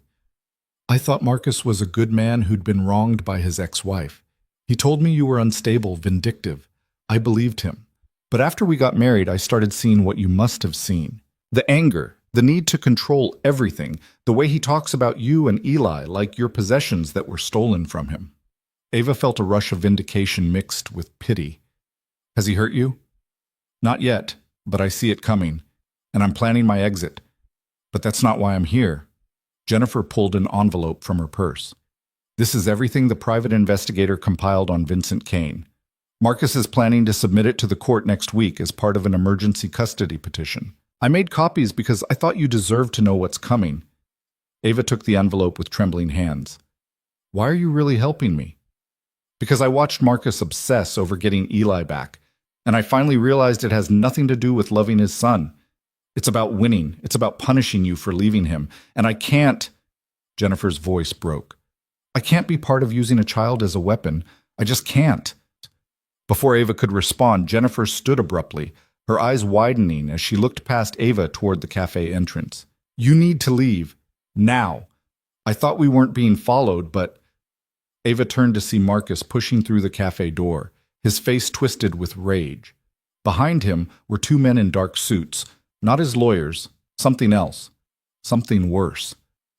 You lying bitch, Marcus snarled at Jennifer. I knew you couldn't be trusted. Ava shot to her feet, clutching the envelope. Marcus, whatever you think is happening, I think my wife is consorting with my ex to undermine my custody rights. Marcus spat. And I think you just violated the terms of the restraining order by initiating contact with my family. I didn't initiate anything. She called me. That's not how it's going to look in court. Marcus's smile was vicious. He pulled out his phone, tapping the screen. I've been recording this whole thing. You meeting with my wife in secret, accepting documents about your husband's criminal activities. The judge is going to love this. Panic flooded through Ava. This was exactly the trap she'd feared, and she'd walked right into it. Marcus, please.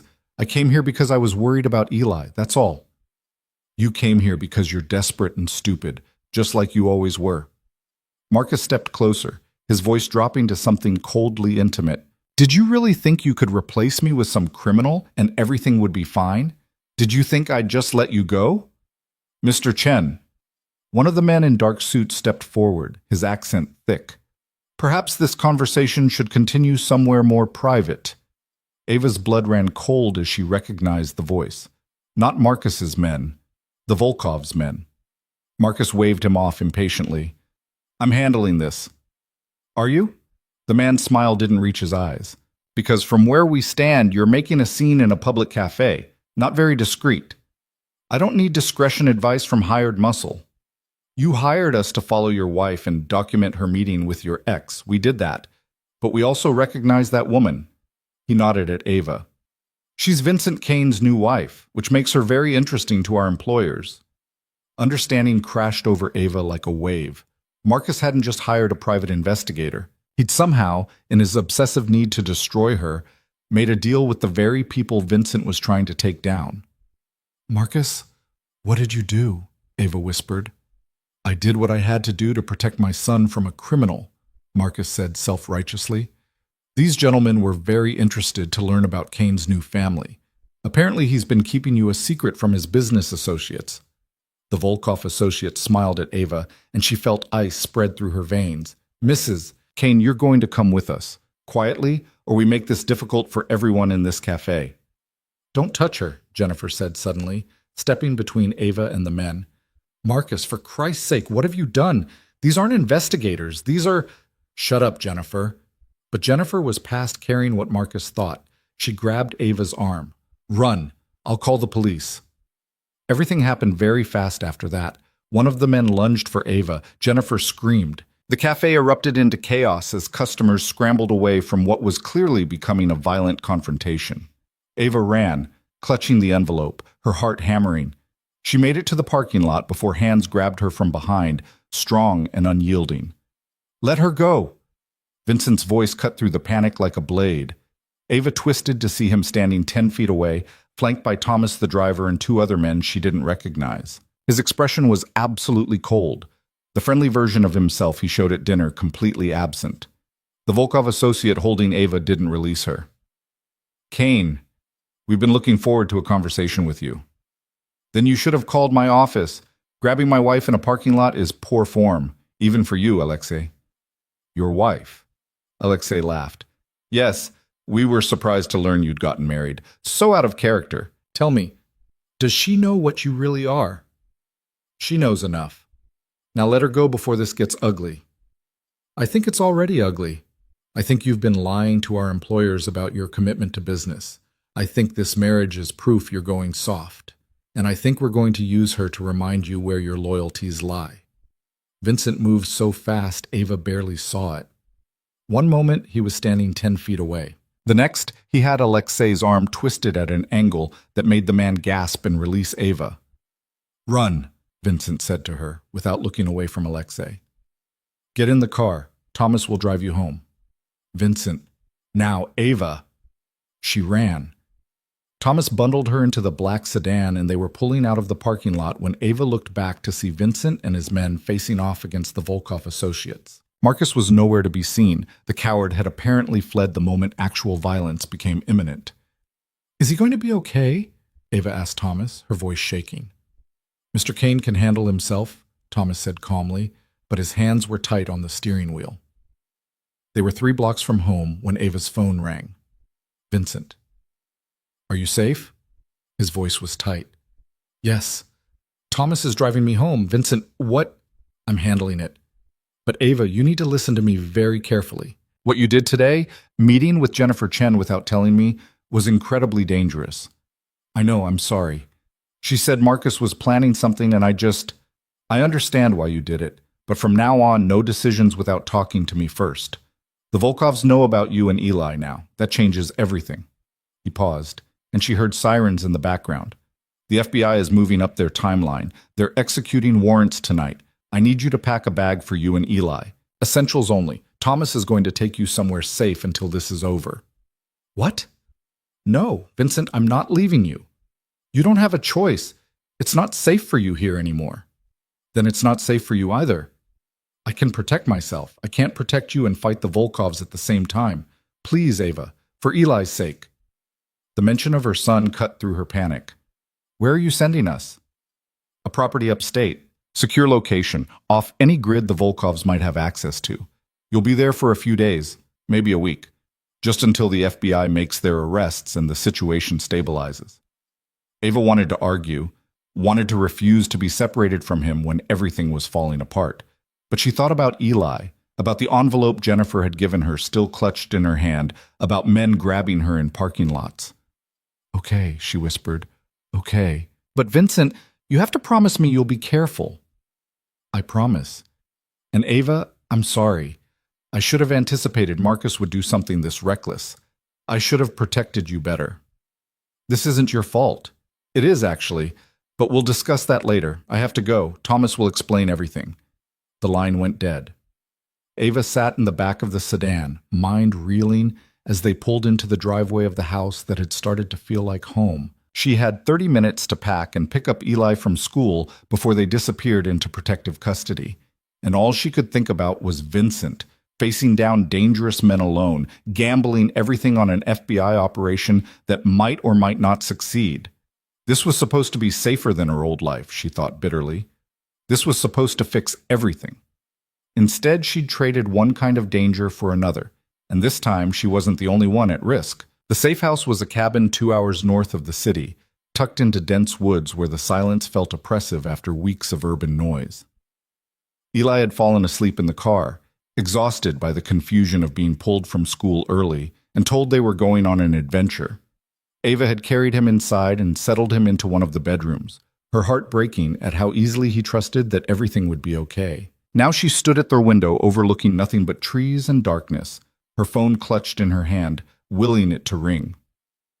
Thomas had stayed for an hour after they'd arrived, doing a security sweep and explaining the protocols. There were panic buttons in every room, cameras on all approaches to the property, and a direct line to both local law enforcement and Vincent's security team. Food had been stocked in the refrigerator, though Ava couldn't imagine eating anything. Mr. Kane will call when he can, Thomas had said before leaving. Try to rest, Mrs. Kane. You're safe here. But Ava didn't feel safe. She felt like she was hiding while Vincent walked into a war zone, and the helplessness was eating her alive. She'd tried calling him 3 times in the past 2 hours.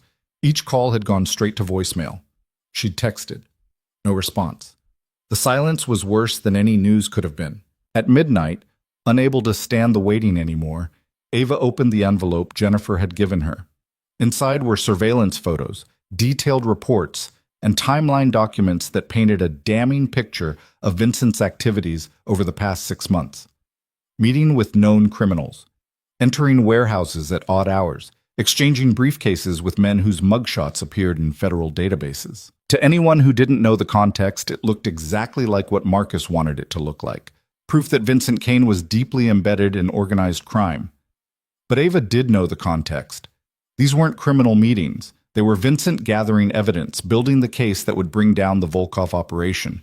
Every suspicious encounter was him digging deeper into the network, documenting shipments and money flows and connections that the FBI could use. Marcus didn't understand what he was looking at. Or maybe he didn't care. Either way, if this evidence made it to family court, it would be devastating. The judge would see a child living in the home of a man who associated with criminals, and no amount of explaining that it was part of a federal investigation would make that image go away. Ava was about to set the photos aside when she noticed something odd. Several pictures showed Vincent meeting with a woman, dark hair, professional clothing, always carrying a briefcase. The same woman appeared again and again in different locations, clearly not a random encounter. Ava pulled out her phone and zoomed in on one of the clearer shots. The woman's face was partially visible, and something about her seemed familiar. Then it clicked.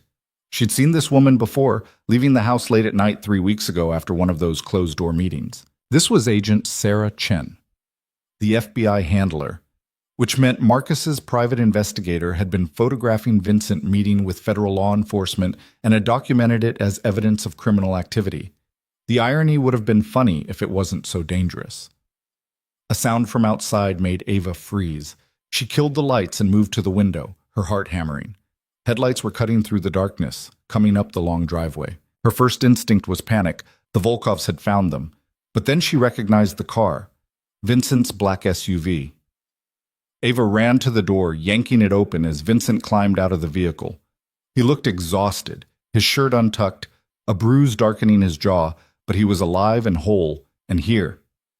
"You're supposed to be in the city," Ava said, relief and anger warring in her chest. "You're supposed to be safe behind FBI protection, or—" Vincent crossed to her in 3 long strides and pulled her into his arms. The embrace was sudden and fierce, his face buried in her hair, his whole body tense like he was holding on to something precious that had almost slipped away. "I had to see you," he said roughly. "Had to make sure you were really okay." Ava's arms came up around him automatically, her hands fisting in his shirt. "I'm fine. Eli's fine. What happened?" "Did the FBI—" Simultaneous raids at 4 locations. They arrested 18 people, including both Volkov brothers and most of their upper management. Vincent pulled back enough to look at her face, his hands framing her jaw. "It's over. The network is done." "And you? Are you—" "I testified before a grand jury 3 hours ago. Everything I've been gathering for the past 6 months, all the evidence, it's in federal hands now. My immunity agreement is signed." He let out a shaky breath. "I'm out. Completely out. No more gray areas, no more illegal operations, just legitimate business from here on." Ava felt tears sliding down her cheeks. "Vincent, you could have been killed. When they grabbed me at the cafe, when you faced them down—" "I know. I'm sorry. That should never have happened." His thumb brushed away her tears. "Marcus making contact with the Volkovs was something I didn't anticipate. My arrogance, thinking I could keep you separate from that world. But it's done now.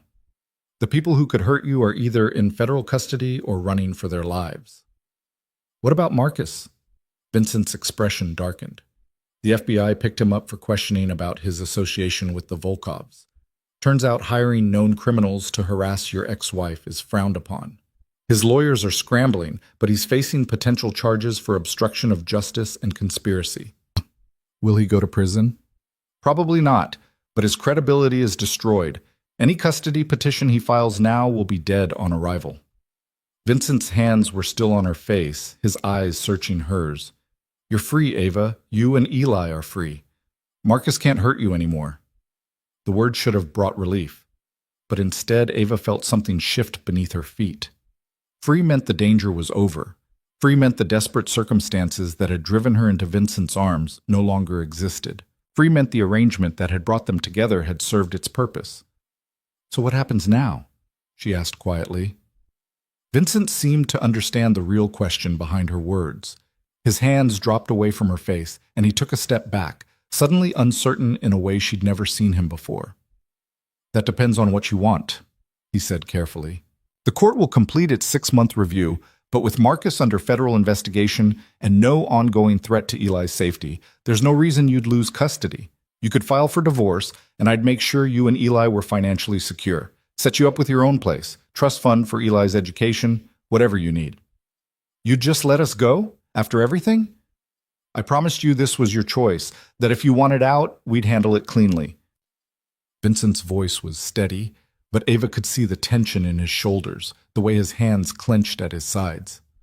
"I meant it. You don't owe me anything, Ava. You never did." Ava stared at him, this man who'd appeared in her darkest moment like an answer to a prayer she'd been too desperate to articulate. He'd given her everything: safety, stability, hope. He'd protected her son, faced down criminals, risked his freedom and his life. And now he was offering to walk away because he thought that's what she wanted. What if I don't want out? The words came out barely above a whisper. Vincent went very still. What? What if I want to stay? What if I want to try making this real? Ava's voice grew stronger as she spoke. Not because I'm desperate or because I need protection, but because somewhere in the past month this started to feel like more than an arrangement, at least for me. Ava. Vincent's voice was rough with something that might have been hope. You don't have to say that because you feel obligated. I'm not obligated. For the first time in my life, I'm completely free to choose. And I'm choosing this. I'm choosing you. She stepped closer, closing the distance he'd created. If you want me to. If this is something you want too. Vincent's hands came up to her shoulders, gripping gently like he was afraid she might disappear. I've wanted this since the morning I watched you make breakfast while Eli told you about his dreams. Since the first time you laughed at something stupid, I said. Since I realized that the emptiness I'd been feeling for years disappeared when you were in the room. His voice dropped. I didn't think I had the right to ask you to stay. Not after I pulled you into this mess. You didn't pull me into anything.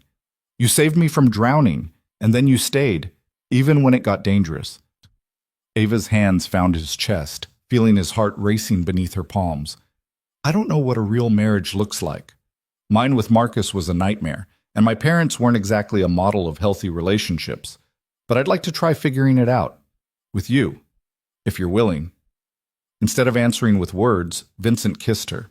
It was nothing like the chaste peck at the courthouse when they'd first married. This was real and desperate and full of all the emotion they'd been carefully not acknowledging for weeks. Ava melted into it, her fingers tangling in his hair, her whole body coming alive with a feeling she'd almost forgotten existed. When they finally broke apart, both breathing hard, Vincent rested his forehead against hers. I'm willing, he said roughly. More than willing. But Ava, you need to understand I'm not good at this. Relationships, emotions, any of it. I've spent 20 years building walls and I don't know how to take them down. Then we'll figure it out together. Ava smiled against his lips. No more walls, no more pretending this is just a business arrangement. We tell each other the truth, even when it's hard. Starting now? Starting now. Vincent pulled back enough to look at her properly, his expression serious. Then the truth is I'm terrified. Terrified of failing you, of not being the husband and father you and Eli deserve. Terrified that you'll wake up one day and realize you settled for someone because you had no other options. And the truth is I'm terrified too, Ava admitted. Terrified of trusting someone again after Marcus. Terrified that this feeling is too good to be real. But Vincent, being scared of something doesn't mean we don't do it. It means we do it anyway and hold on tight. He kissed her again, softer this time, a promise instead of a question. Then he scooped her up, making her yelp in surprise. What are you doing? Taking my wife to bed, Vincent said, carrying her toward the stairs, where we're going to have a long conversation about what comes next, and then I'm going to hold you while we both get some actual sleep, because neither of us has slept properly in weeks. Just sleep? Ava raised an eyebrow. For tonight, just sleep. I want to do this right, Ava. Court you properly. Take you on dates, let Eli adjust to the idea of us being together for real. I don't want you to ever wonder if this was just about convenience or desperation. Ava's heart swelled. After years with a man who'd taken everything and given nothing, here was someone who wanted to give her time, space, choice. Someone who understood that real love was built slowly, with intention and care. Okay, she whispered. We do this right. They spent that night talking in whispers so as not to wake Eli, wrapped in each other's arms. Vincent told her about his plans for the business, how he wanted to transform his empire into something legitimate and meaningful.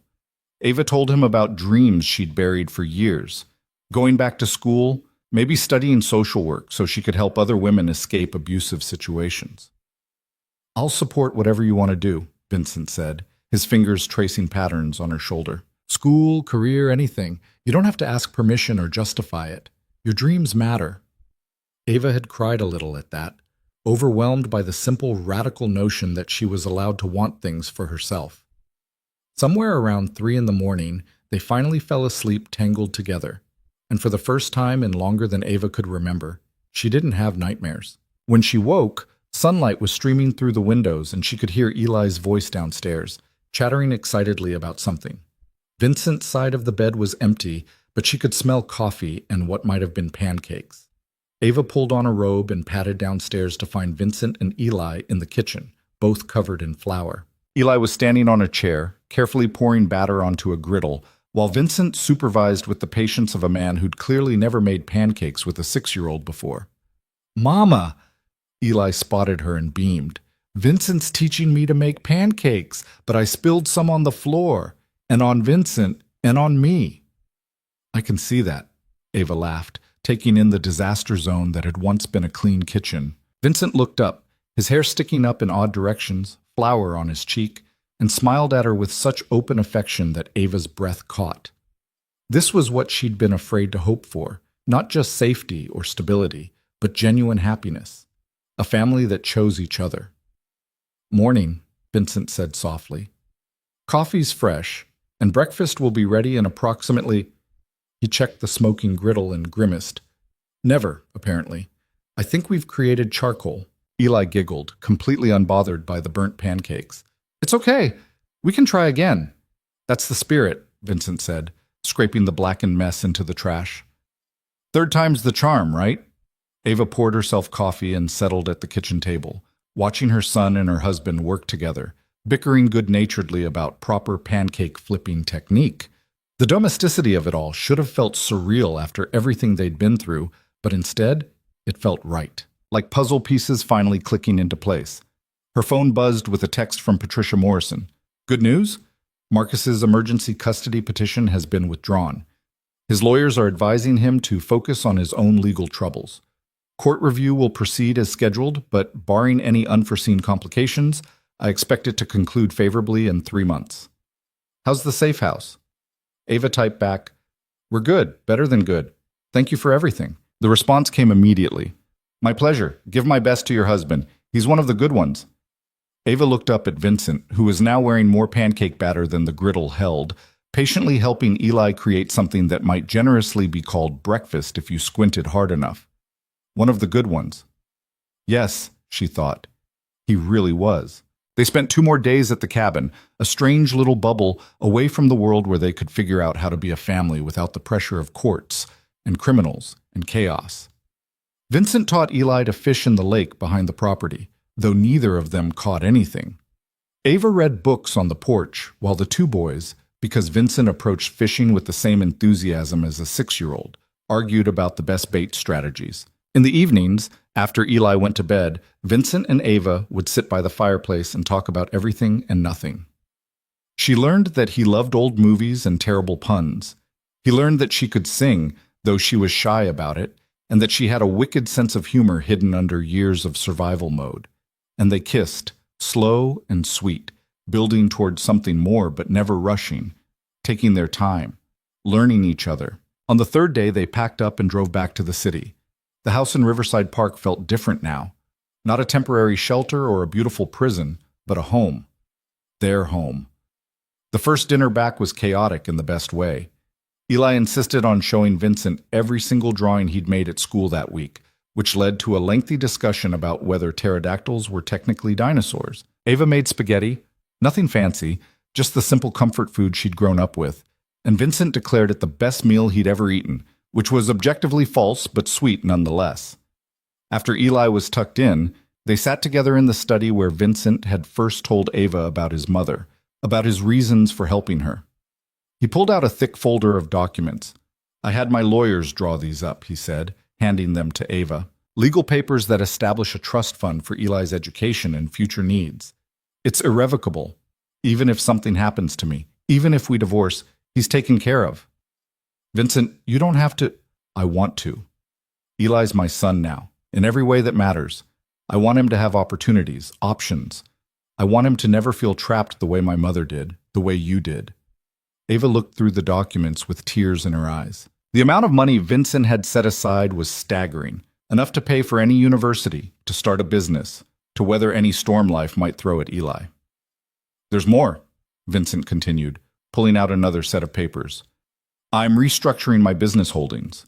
creating a foundation focused on helping domestic violence survivors, legal assistance, housing, job training, childcare, everything women need to escape and rebuild. Vincent, Ava's voice broke. I want to do something that matters, Ava.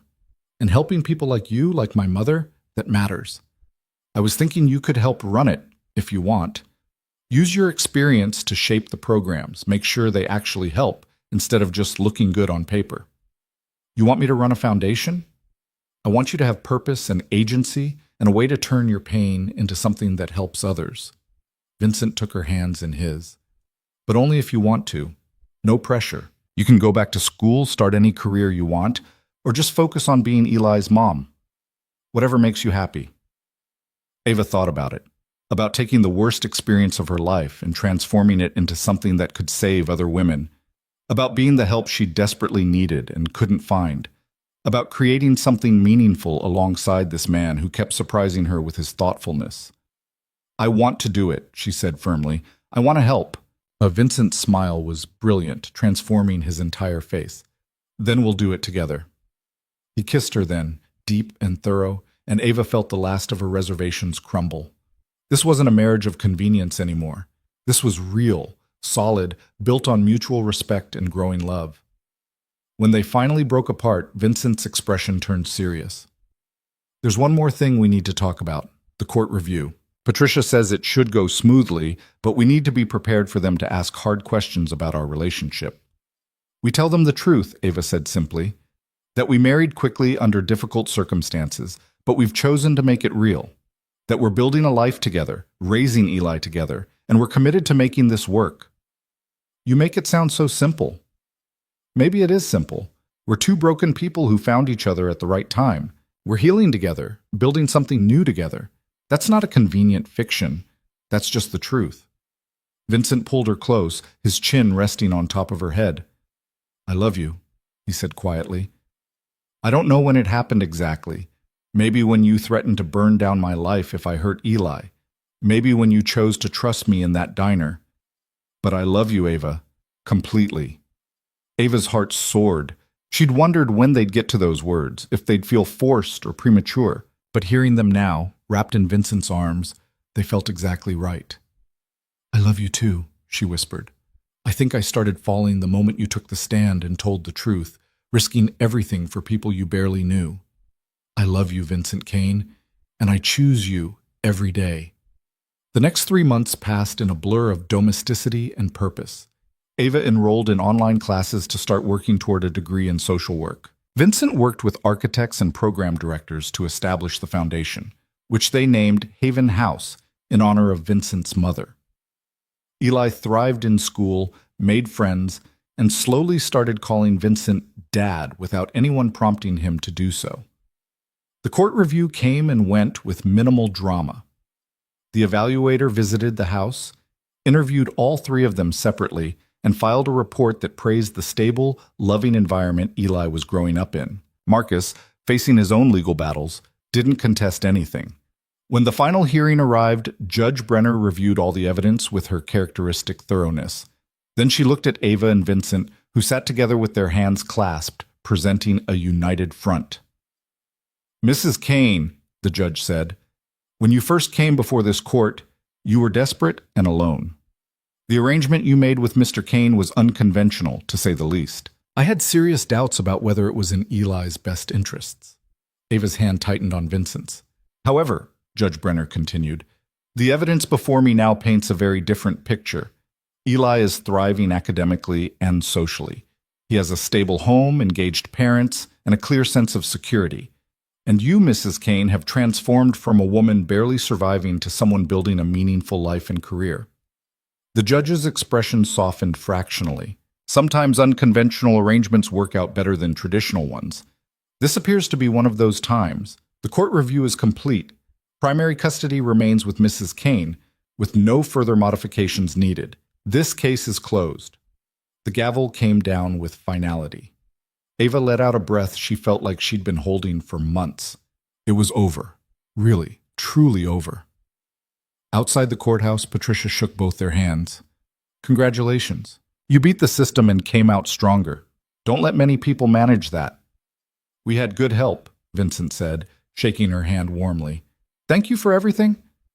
After Patricia left, Vincent turned to Ava. So, how does it feel to be officially, permanently free? Terrifying and wonderful all at once, Ava admitted. What do we do now? Now? Vincent pulled her close, right there on the courthouse steps where they'd first walked together as husband and wife. Now we go home. We pick up Eli from school. We have dinner as a family. And we keep building this life we've created, one day at a time. Just like that? Just like that. Vincent kissed her forehead, then her nose, then finally her lips. No more courts, no more threats, no more looking over our shoulders. Just us, figuring out how to be happy.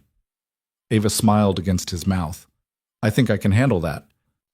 They walked to the car hand in hand, leaving behind the courthouse and all the battles they'd fought within it. The future stretched ahead, uncertain but hopeful, built on a foundation of trust and choice and love that had grown from the most unlikely circumstances. Sometimes, Ava thought, the best things in life came from the worst moments. Sometimes salvation arrived in the form of a dangerous stranger in a diner at midnight. Sometimes love grew from desperation into something real and lasting. And sometimes, just sometimes, broken people found each other at exactly the right moment and built something beautiful from the wreckage. The first real test came 6 weeks after the court review ended, on a Saturday morning that started like any other. Ava was in the kitchen making French toast while Eli set the table, carefully arranging forks and napkins the way Vincent had taught him. Vincent was upstairs on a call with the contractors working on Haven House's first residential facility, his voice a low murmur through the ceiling. Then the doorbell rang. Ava wiped her hands on a dish towel and went to answer it, expecting a delivery or maybe one of Eli's friends coming over to play. Instead, she found herself face to face with a woman she'd seen only in photographs. Jennifer Chen, looking pale and exhausted, with a small suitcase at her feet and a bruise darkening her left cheekbone. I'm sorry, Jennifer said immediately, her voice shaking. I didn't know where else to go. I left Marcus last night and he's looking for me. I know I have no right to ask, but I need help. Ava should have felt satisfaction seeing Marcus's new wife in the same desperate position she'd once been in. Instead, all she felt was a deep, weary recognition. She knew exactly what courage it had taken for Jennifer to walk away, knew the terror of those first hours when you wondered if you'd made a fatal mistake. Come inside, Ava said, stepping back to let Jennifer enter. Jennifer's eyes widened with surprise and relief. Really? After everything Marcus did, after I was part of hurting you. You also warned me when you didn't have to. You gave me information that helped protect my son, and you're here now because you need the same thing I needed, a safe place to catch your breath. Ava closed the door behind her. Come on, let's get you some coffee. Vincent appeared at the top of the stairs, his expression instantly alert. Ava, everything okay? Jennifer left Marcus, Ava said simply. She needs help. Vincent came down the stairs slowly, his eyes taking in Jennifer's bruised face and terrified posture. Ava could see him calculating, assessing the risk of harboring Marcus's ex-wife, weighing it against the clear need in front of them. Then his expression softened. Welcome to Haven House, unofficial edition, he said quietly. You're safe here. Jennifer burst into tears. Over coffee and French toast that had gone slightly cold, Jennifer told her story in halting sentences. The escalating control, the verbal abuse that had turned physical 2 weeks ago when she'd questioned Marcus about his legal bills. The way he'd isolated her from friends and family made her feel like she was losing her mind. It was exactly what he did to you, Jennifer said to Ava, shame coloring her voice. Everything you tried to tell the court, everything I didn't believe, it was all true. I'm so sorry. You didn't know, Ava said, though part of her wanted to point out that the signs had been there, that Jennifer had chosen not to see them because it was easier. But she remembered her own mother ignoring Ava's carefully worded hints about Marcus, remembered well-meaning friends who'd suggested she was overreacting. Nobody wanted to believe nice men in nice houses could be monsters behind closed doors. I do now, Jennifer said bitterly, and now I'm exactly where you were. No money of my own, no job, nowhere to go. Marcus made sure of that. And he's already calling, texting, saying if I don't come back, he'll make me regret it. Vincent set down his coffee cup with deliberate care. Does he know you're here? No, I took an Uber and had them drop me 3 blocks away, then walked. I was careful. Good. Keep it that way. Vincent pulled out his phone. I'm calling Patricia Morrison. You'll need a restraining order and a divorce attorney. She can handle both. I can't afford... Consider it a favor, Vincent said, or payment for the warning you gave Ava about Marcus's plans. Either way, you're getting legal representation. While Vincent made the call, Ava showed Jennifer to the guest room on the first floor, the one Vincent had been using as a temporary office. You can stay here as long as you need. We'll figure out the rest later. Jennifer sat on the edge of the bed, looking lost. Why are you helping me, after everything? Ava thought about that question, about all the reasons she could give, because she understood what Jennifer was going through, because helping felt better than holding grudges, because Vincent's mother had needed help and didn't get it, and Ava was determined to be the person who showed up when someone was drowning. But what she said was simpler. Because someone helped me when I needed it most. And I learned that sometimes the most powerful thing you can do is extend the same grace you received. I don't deserve grace. None of us do, Ava said gently. That's what makes it grace. Jennifer stayed for 3 weeks. In that time, Patricia helped her file for divorce and obtain a restraining order after Marcus showed up at her mother's house making threats. Vincent quietly arranged for Jennifer to move into one of his rental properties at a drastically reduced rate and connected her with a job opportunity at one of his legitimate business ventures. Ava helped her navigate the practical realities of starting over, opening new bank accounts, building a support system, learning to trust her own judgment again. And through it all, Eli watched. He was too young to understand all the complexities, but he understood enough. He understood that people who needed help sometimes showed up at your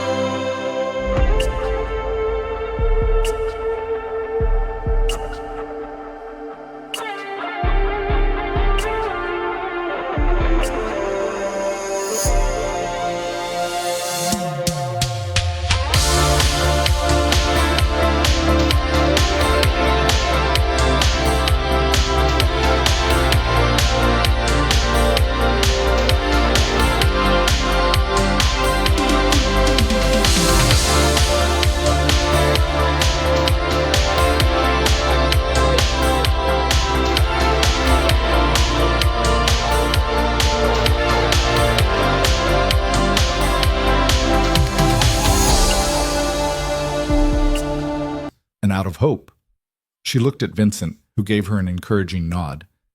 Then someone I'd never met offered me a lifeline. Not because he knew me, not because I deserved it, but because he believed everyone deserves a chance to escape impossible situations. That gift, That radical act of faith in a stranger changed everything. It gave me my son. It gave me safety. And eventually, it gave me love and partnership and a life I never dreamed I could have. Ava's hand found Eli's, and he squeezed back, his gap-toothed smile bright in the September sunshine. Haven House exists because we believe every woman deserves what I was given: resources, support, and the tools to build a new life. We believe that your past doesn't have to define your future.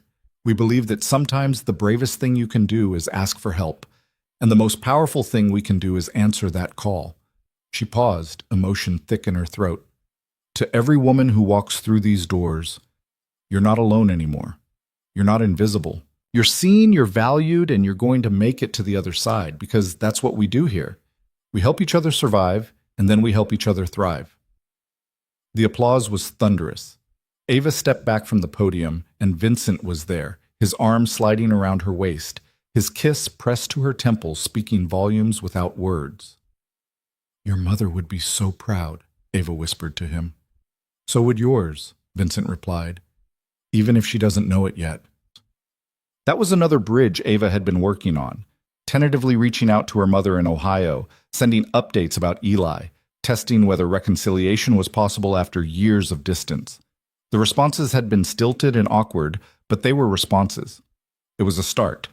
After the ceremony, they drove home as a family, Eli chattering in the back seat about the cookies at the reception and whether they could get a dog now that they had a big backyard. Vincent and Ava exchanged amused glances over his head, the silent communication of parents who'd learned to work as a team. "Can we?" Eli pressed. "Please, I'll walk it and feed it and teach it tricks." "We'll talk about it," Vincent said, which Ava knew meant they'd be visiting animal shelters within the week, because Vincent was completely incapable of denying Eli anything within reason. That night, after Eli was asleep and the house was quiet, Ava and Vincent sat on the back porch with glasses of wine, watching fireflies dance in the gathering darkness. These had become Ava's favorite moments, the quiet times when they could just exist together without the weight of crisis or obligation. "I got a call today," Vincent said, breaking the comfortable silence. "From Agent Chen." "Sarah, what did she want?" "The Volkov brothers are going to trial next month. She wanted to give me a heads up that I'll likely be called to testify." Vincent's hand tightened on his wine glass. "It'll mean everything becoming public. My cooperation with the FBI, the details of my past involvement in their operations, all of it." "Will that affect your business?" "Some clients won't want the association. I'll lose deals, probably take a financial hit. But the legitimate business is strong enough to weather it." He turned to look at her, his expression serious. "What I'm worried about is how it affects you and Eli. Having your husband's criminal past plastered across news coverage, people talking, judging." "Let them talk," Ava said firmly. "Vincent, you cooperated with federal investigators to take down a trafficking network. You helped put dangerous people in prison. That's not something to be ashamed of. That's heroic. I was part of that network first. The good I did doesn't erase the bad." "No, but it matters. You chose to be better, to do better. You used your second chance to actually make the world safer." Ava took his hand, lacing their fingers together. "Whatever comes out in that trial, we face it together. That's what marriage means. We don't run when things get hard." Vincent brought her hand to his lips, kissing her knuckles. "What did I do to deserve you?" "You walked over to a crying woman in a diner and offered help when you didn't have to," Ava said simply. "You keep doing that every single day. That's what you did." The trial came and went. The news coverage was intense but brief, a few weeks of headlines about the businessman who'd turned informant. Then the media moved on to other scandals. Vincent's testimony was damning and detailed, putting both Volkov brothers away for decades. Some business relationships cooled, but others strengthened, drawn to Vincent's reputation for integrity and following through on commitments. And through it all, life continued its steady forward momentum. Eli turned 7 and had a birthday party at the house with half his class invited. Haven House served its first residents, 3 women and 5 children who moved in scared and desperate and slowly began rebuilding their lives with support and resources. Ava completed her first year of coursework toward her degree, maintaining a perfect GPA while also managing the foundation's day-to-day operations. Marcus, facing his own legal consequences, had eventually pleaded guilty to lesser charges in exchange for testimony against the Volkov associates he'd hired. He served 6 months in a minimum security facility and was released on probation. His visitation rights with Eli remained supervised and infrequent, and as time passed, he seemed to lose interest entirely, as if his son had only ever been valuable as a possession to fight over rather than a person to love. Eli, for his part, seemed unbothered by his biological father's absence. He had Vincent, who showed up at every school event, helped with homework, taught him to ride a bike, and tucked him in every night with stories and conversations about dreams and fears and everything in between. One Saturday morning, nearly a year after that midnight in the diner, Ava woke to find Vincent's side of the bed empty. She could hear voices downstairs, Vincent's low rumble and Eli's excited chatter. Curious, she pulled on a robe and went to investigate. In the kitchen, she found them making breakfast together, this time with significantly more success than their first attempt. Pancakes were actually pancake-shaped and only lightly browned instead of charred. Eli was carefully arranging fruit on top while Vincent scrambled eggs. "Morning, Mama," Eli beamed at her. "We made you breakfast in bed, but you woke up too early." "Sorry," Ava said, laughing. "Should I go back to bed and pretend to be asleep?" "Nah, it's okay. You can eat at the table." Eli carried his masterpiece pancake over with the serious concentration of someone defusing a bomb. "I made this one special for you. See? The blueberries are a smiley face." "It's beautiful, sweetheart. Thank you." Ava kissed the top of his head, breathing in the scent of syrup and childhood joy. Vincent plated the eggs and brought everything to the table, then pulled out a small box from his pocket. "I have something for you," he said to Ava, his expression suddenly nervous in a way she rarely saw. "Vincent, it's not my birthday, or our anniversary, or—" "It's our new anniversary," he interrupted. "1 year ago today you walked into that diner. I've been thinking about it, about how that moment changed everything. And I realized I never actually proposed to you. Not really. The first time was a business arrangement, a solution to a legal problem. But this time—" He opened the box to reveal a ring, not the simple band they'd bought in haste from the courthouse jewelry shop, but an elegant setting with 3 stones that caught the morning light and threw rainbows across the table. "This time I'm asking because I love you, because I choose you every single day for the rest of my life. Ava Kane, will you marry me again for real this time?" Ava felt tears streaming down her face, but they were happy tears, joy overflowing in a way that felt almost painful in its intensity. "Yes," she whispered. "Yes, absolutely yes."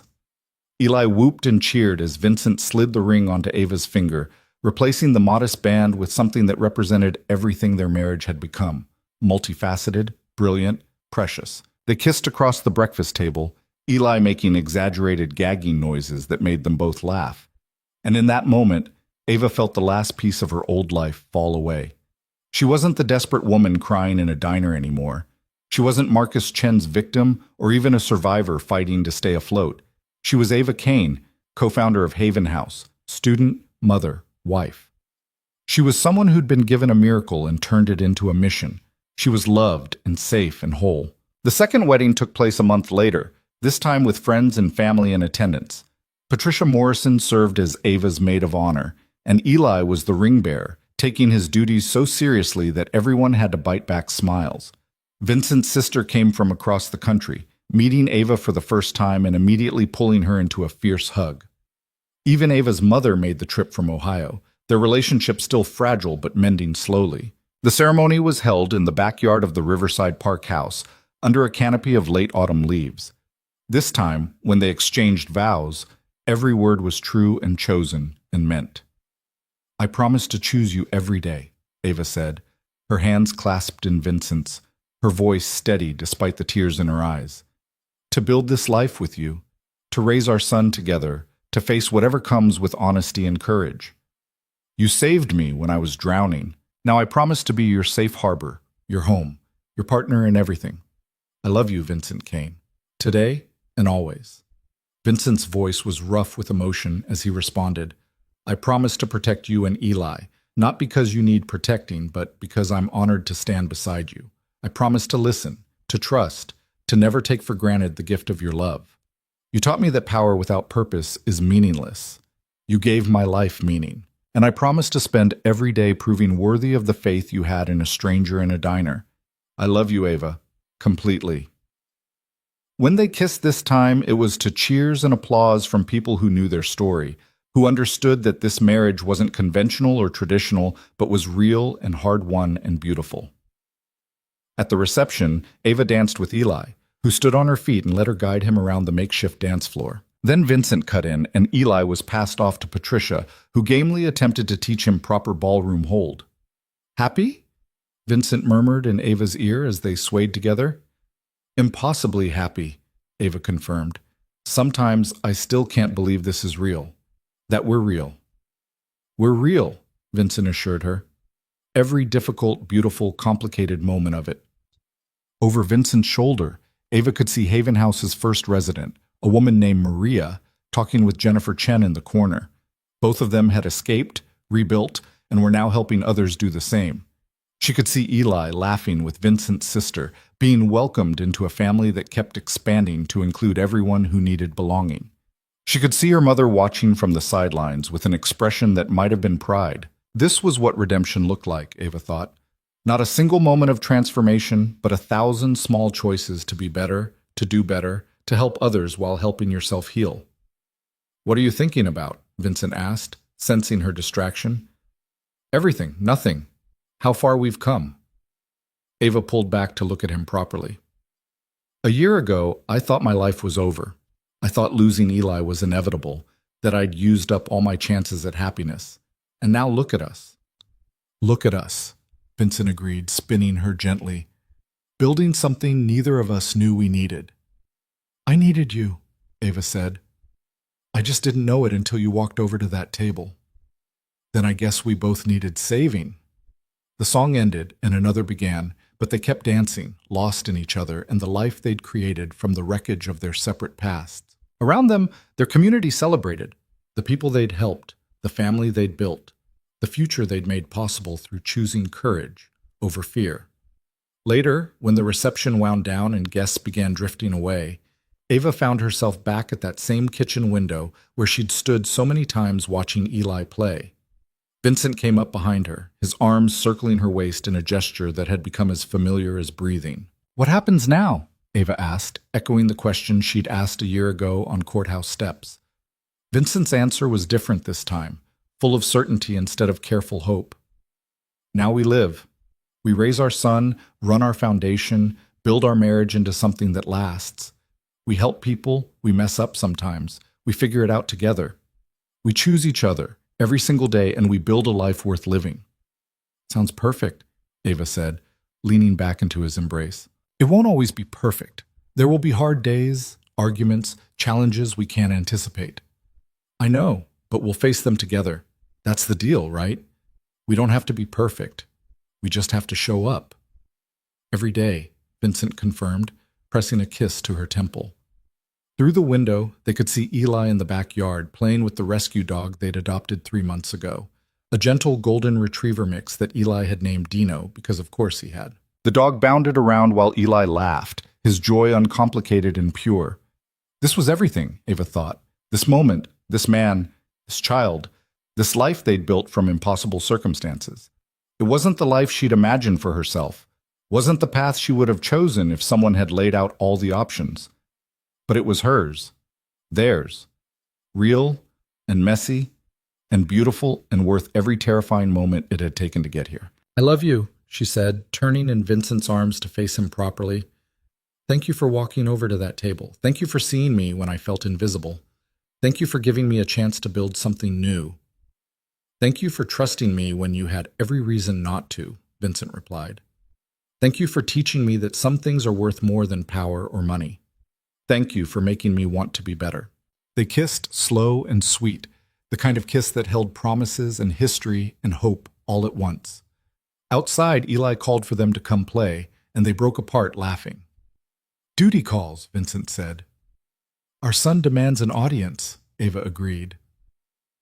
They walked outside together, hand in hand, into the golden afternoon light.